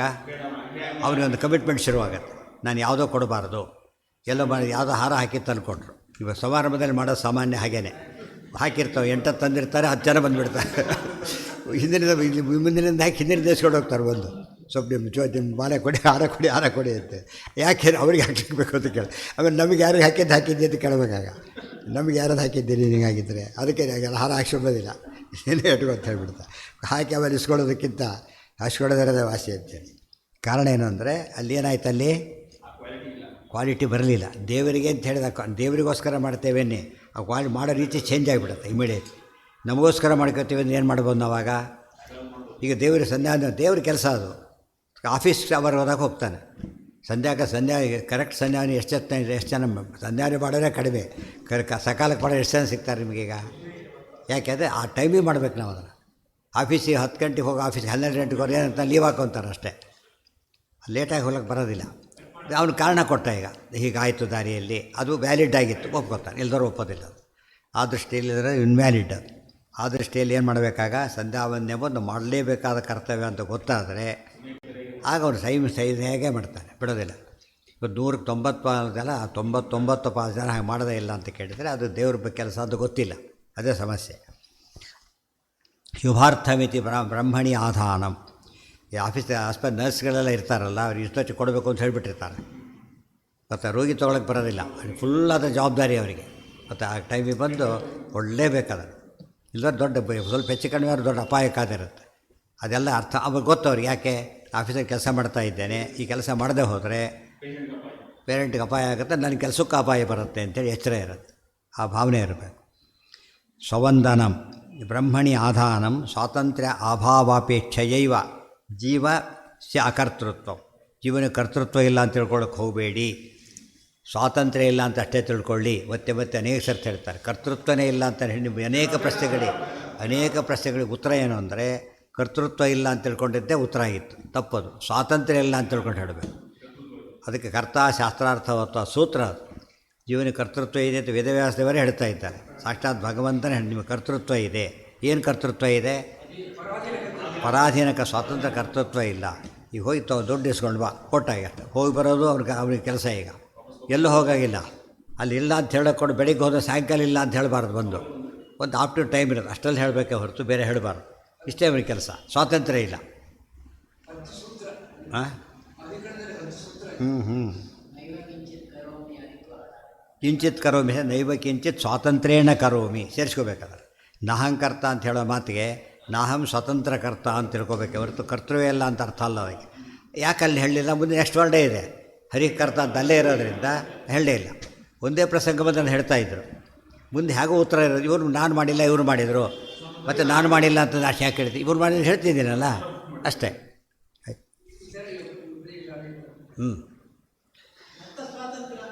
ದತ್ತ ಎಂಬ ಪದನೇ ತಪ್ಪು ಪದ, ಉಪಯೋಗಿಸ್ಲೇಬಾರ್ದಲ್ಲ. ಎಲ್ಲಿದೆ? ಉಪಯೋಗಿಸ್ಬಾರ್ದಲ್ಲ ಪದ ಆ್ಯಕ್ಚುಲಿ ಕರಪ್ಟ್ ವರ್ಡ್ ಅಂತೀವಲ್ಲ ಆ ಥರ. ಅದರ ಅರ್ಥ ಹೇಗಿರಬೇಕು ಅಂದರೆ ದೇವರು ದತ್ತಮಿವ ಕೊಡಲ್ಪಟ್ಟಿದ್ದರೆ ಹೇಗೋ ಹಾಗೆ. ಸ್ವಾತಂತ್ರ್ಯ ದೇವ್ರ ಗುಣ, ಇನ್ನೊಬ್ಬರಿಗೆ ಕೊಡ್ಲಿಕ್ಕೆ ಬರೋದೇ ಇಲ್ಲ. ಅದು ಕೊಟ್ಟು ಇವರು ಸ್ವತಂತ್ರ ಆಗಿಬಿಡ್ತಾನೆ. ಆಮೇಲೆ ಅಲ್ಲಿ ಚೂರು ದೇವರಲ್ಲಿ ಚೂರುಗೂರು ಇಲ್ಲ. ದೇವರದೆಲ್ಲ ಘನ ಕೊಟ್ಟರೆ ಕಂಪ್ಲೀಟ್ ಕೊಟ್ಬಿಡ್ತಾನೆ. ಅದು ದೇವರಿಗೆ ಸ್ವಾತಂತ್ರ್ಯ ಇಲ್ಲ. ದೇವ್ರಿಗೆ ಸ್ವಾತಂತ್ರ್ಯ ಇಲ್ಲ ಅಂತ ಬಾಡಿ ಕೊಟ್ಟಿದ್ದೇನಪ್ಪ ಹೆಲ್ಪ್ಲೆಸ್ ಅಂದಾಗುತ್ತೆ ಅಷ್ಟೇ. ಅದು ಬಿಡೋವರೆಗೆ ಏನೂ ಮಾಡೋಂಗಿಲ್ಲ ಅಂತೀವಲ್ಲ, ಹಾಗಲ್ಲ. ಈ ರೀತಿ ಅಲ್ಲ. ಬಾಡಿಗೆ ಒಂದು ದೃಷ್ಟಾಂತ ಕೊಡ್ಬೋದು, ಫಾರ್ ದಿ ಬೀಯಿಂಗ್ ವಾಸ ಮಾಡ್ಕೊಂಡಿರೋ ಅಂಥೇಳಿ. ಬಟ್ ಅಲ್ಲೂ ನಮಗೆ ಕಂಪ್ಲೀಟ್ ಹೋಲ್ಡ್ ಇಲ್ಲ ಅಲ್ಲಿ. ಗೊತ್ತಾಯ್ತಿಲ್ಲ? ಅವ್ರಿಗೂ ಇಲ್ಲ ಇವ್ರಿಗೂ ಇಲ್ಲ. ದೇವ್ರದ್ದು ಹಾಗಲ್ಲ. ದತ್ತ ಸ್ವಾತಂತ್ರ್ಯ ಅಂದರೆ ಅವನಲ್ಲಿ ಕೊಟ್ಟಿದ್ದರೆ ಹೇಗೋ ಹಾಗೆ ಅಂತ ತಿಳ್ಕೊಬೇಕು. ಅವ್ರು ಕೊಟ್ಟಿದ್ದೇ ಅಲ್ಲ. As if given, not actually given. ಗೊತ್ತಾಯ್ತಾ? ಅದೇ ದತ್ತ ಸ್ವಾತಂತ್ರ್ಯ ಸಂಧಿನ ದಾಸರು ಕರೆಕ್ಟಾಗಿ ಹೆಸರಿಟ್ಟಿದ್ದಾರೆ. ಅದು ಅರ್ಥ ತಪ್ಪು ಹೇಳಿದರೆ ತಪ್ಪಾಗುತ್ತೆ. ಎಷ್ಟೋ ಜನ ಬೈಯೋರಿದ್ದಾರೆ. ಹರಿದಾಸ ಸಾಹಿತ್ಯನ ಜಗನ್ನಾಥಾಸರ ಮಾತನ್ನು ಅವರು ತಪ್ಪು ಹೇಳಿಬಿಟ್ಟಿದ್ದಾರೆ ಅಂತೇಳಿ. ತಪ್ಪು ಹೇಳಿಲ್ಲ ಅವರು. ಗೊತ್ತಾಯ್ತಾ? ಆಚಾರ್ಯ ಉಪಯೋಗಿಸಿದ್ದಾರೆ ಪದನ, ಉಪಯೋಗಿಸಿದ್ದಾರೆ, ಅರ್ಥನೂ ಹೇಳಿಬಿಟ್ಟಿದ್ದಾರೆ ಪದನ. ದತ್ತ ಇದ್ದರೆ ಹೇಗೋ ಹಾಗೆ ಹೊರತು ಆ್ಯಕ್ಚುಲಿ ದತ್ತ ಅಲ್ಲ. As if given.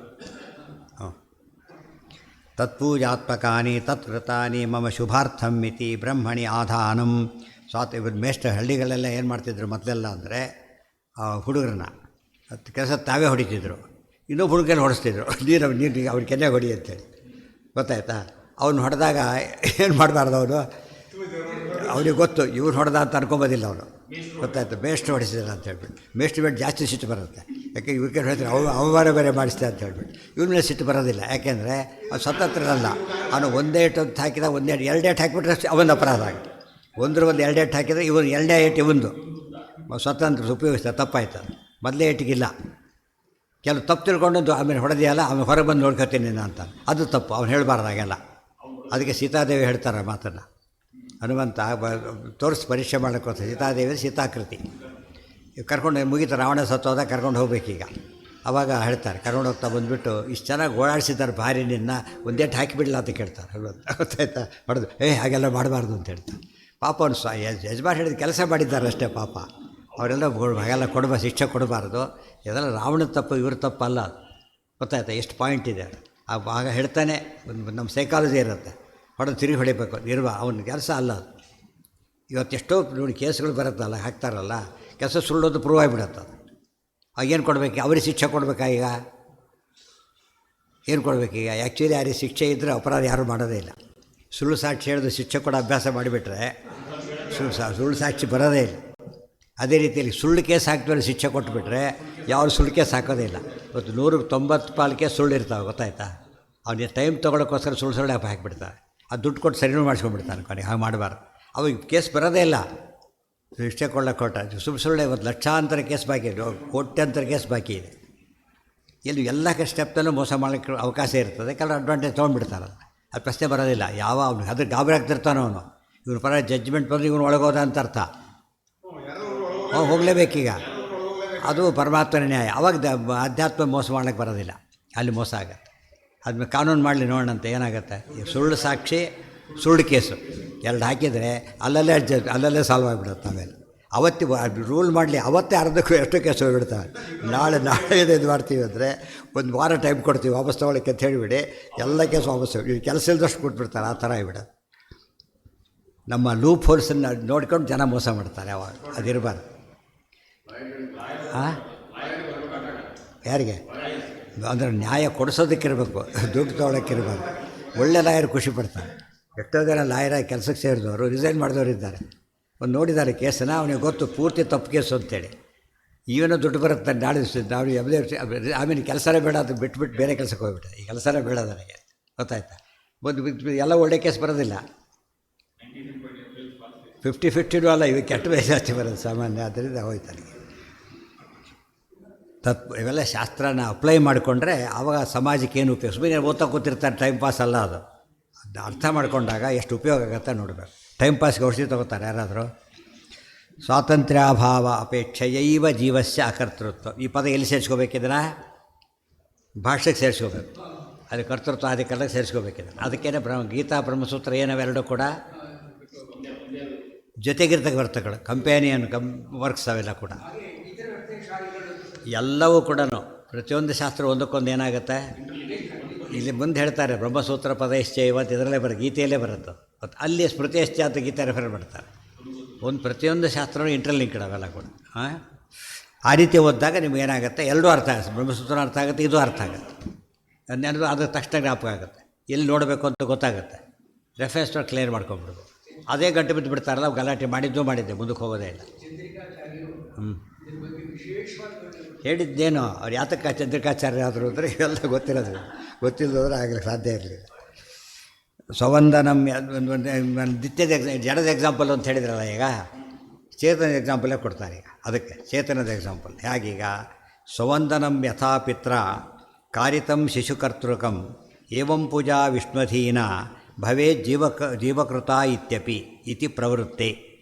ಸ್ವವಂದನಂ ಯಥಾ ಪಿತ್ರ ಕಾರಿತಂ ಶಿಶುಕರ್ತೃಕಂ ಏವಂ ಪೂಜಾ ವಿಷ್ಣುಧೀನ ಭವೇತ್ ಜೀವಕೃತ ಇತ್ಯಪಿ ಇತಿ ಪ್ರವೃತ್ತೆ.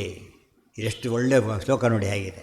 ತಂದೆ ಮಗನ ಸಣ್ಣ 2-3 ವರ್ಷದ ಕೂಸು ಪಾಪ, ಎಲ್ಲ ಹಬ್ಬ ಬಂತು, ಎಲ್ಲ ಮಾಡಿ ಬೇಕಾಷ್ಟು ಅನುಗ್ರಹ ಮಾಡಿ ಇದು ಮಾಡಿ ಹೊಸ ಬಟ್ಟೆ ಹಾಕಿಸಿ ಎಲ್ಲ ದೇವರಿಗೆ ನಮಸ್ಕಾರ ಮಾಡಿ ದೊಡ್ಡವ್ರಿಗೆ ಮಾಡಿ ನನಗೂ ಮಾಡು ಅಂತ ಹೇಳಿದೆ. ನನಗೂ ಮಾಡು ಅಂತ ಕೇಳ್ದ. ನಾನು ಮಾಡೀಗ ಅಥವಾ ಇವರಿಗೆ ಮಾಡು ಎರಡಾಯ್ತು. ಈಗ ದೊಡ್ಡವ್ರು ಬಂದಿದ್ದಾರೆ ಅವರಿಗೆ ಮಾಡು ಅಥವಾ ನನಗೆ ಮಾಡು ಅಂತ ಎರಡನ್ನೂ ಹೇಳ್ಬೋದು. ಈಗ ಇದನ್ನು ಇದೇ ಪದ್ಯನ ಟ್ರಾನ್ಸ್ಲೇಟ್ ಮಾಡ್ತಾರೆ ಹರಿಕಥಾಮೃತದೊಳಗೆ. ಪೂರ್ತಿ ಆ್ಯಸ್ ಇಟ್ ಈಸ್ ಟ್ರಾನ್ಸ್ಲೇಟ್ ಮಾಡಿಬಿಡ್ತಾರೆ. ತಿಳಿತಿಲ್ಲ ಮಾಡಿಕೊಂಡು ವಂದನವ ಕೈಗೊಂಡು ಅಂತ ಹೇಳ್ತಾ ಅದೇ ರೀತಿ ಆಚಾರ್ಯ ಮಾತುಗಳು ತುಂಬ ಅನುವಾದ ಮಾಡಿದ್ದಾರೆ. ಅದರಲ್ಲಿ ಹರಿಕಥಾಮೃತ ಬಂಧಾನಗಳಲ್ಲಿ ಮೂಲ ಗ್ರಂಥಗಳ ವಾಕ್ಯಗಳನ್ನು ಹಾಗಾಗಿ ಅನುವಾದ ಮಾಡ್ತಾರೆ. ಇದು ಅಂಥ ಕೇಸಿದು. ಸ್ವವಂದನಂ ತನಗೆ ಮಾಡಿಸ್ಕೊಂಡ ನಮಸ್ಕಾರ, ಪಿತ್ರಾಕಾರಿತಂ ಮಗುವಿನ ಶಿಶುಕರ್ತೃಕಂ ಆ ಕೂಸಿಗೇನೀಗ ನಾನು ನಮಸ್ಕಾರ ಮಾಡಿದೆ ಅದು ಹೇಳ್ಕೊಂಡು ನಾನು ನಮಸ್ಕಾರ ಮಾಡಿದೆ. ಆ್ಯಕ್ಚುಲಿ ಮಾಡಿಸ್ಕೊಂಡಿದ್ದೀವಿ. ಕೆಲವು ಸತ್ತು ಬದುಕಿಸ್ತಾರೆ, ತಲೆ ಹಿಡಿದು ಬಗ್ಗಿಸ್ತಾರೆ. ಬರೀ ಮಾಡೋದು ಗೊತ್ತಾಗಲ್ಲ ಅದಕ್ಕೆ. ನಮಸ್ಕಾರ ಅಂದರೆ ಗೊತ್ತಾಗೋದಿಲ್ಲ. ತಲೆ ಹಿಡಿದು ಕೈ ಇಡಿಸಿ ಉದ್ದಕ್ಕೆ ಮಾಡಿ ಬೇರೆ ಕಾಲು ಬಿಡಿಸ್ಕೊಂಡು ಆಶೀರ್ವಾದ ಮಾಡಿದ್ದೆ ಇಷ್ಟೆಲ್ಲ ಮಾಡಿಸ್ಕೊಂಡು.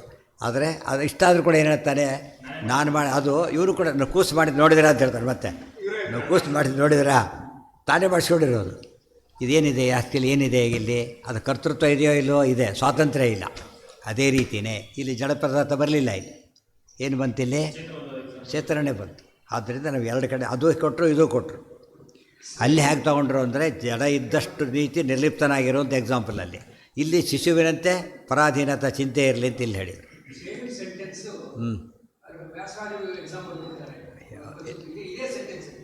ಅದಕ್ಕೆ ಕೊಟ್ಟರೆ ಶಾಸ್ತ್ರ ಆಗೋದು, ಬೇರೆ ಕೊಟ್ಟರೆ ಆಗೋದಿಲ್ಲ. ಅದು ಶಾಸ್ತ್ರದಿಂದಲೇ ಕೊಡಬೇಕು ಅವರು. ನಾವು ಬಂಗಾರದ ಪದಾರ್ಥ ಕೊಟ್ಟು ಮಾಡಿಕೊಡೋದ್ರೆ ಆ ಬಂಗಾರದಲ್ಲೇ ಮಾಡಿಕೊಡೋದು. ಕಬ್ಬಣ ಮಾಡಿಕೊಟ್ರೆ ಪದ್ಧತಿ ಆಗುತ್ತೆ. ಅಲ್ಲಿಗೆ ನಾಳೆ ಮುಂದಿನ ಭಾಗ. ಸ್ವವಂದನಂ ಯಥಾ ಪಿತ್ರ ಕಾರಿತಂ ಶಿಶುಕರ್ತೃಕಂ ಏವಂ ಪೂಜಾ ವಿಷ್ಣುಧೀನ ಭವೇ ಜೀವಕೃತ ಇತ್ಯಪಿ ಇತಿ. ಇಲ್ಲಿ ಎರಡು ಅನೇಕ ಪ್ರಶ್ನೆಗೆ ಉತ್ತರ ಇದು. ಬರೀ ಇದು ಒಂದಕ್ಕೆ ಅಲ್ಲ. ನಾಳೆ ನಿನ್ಸೊಪ್ಪಿದೆ ಹೇಳೋದು, ನಾಳೆ ಹೇಳೋಣ.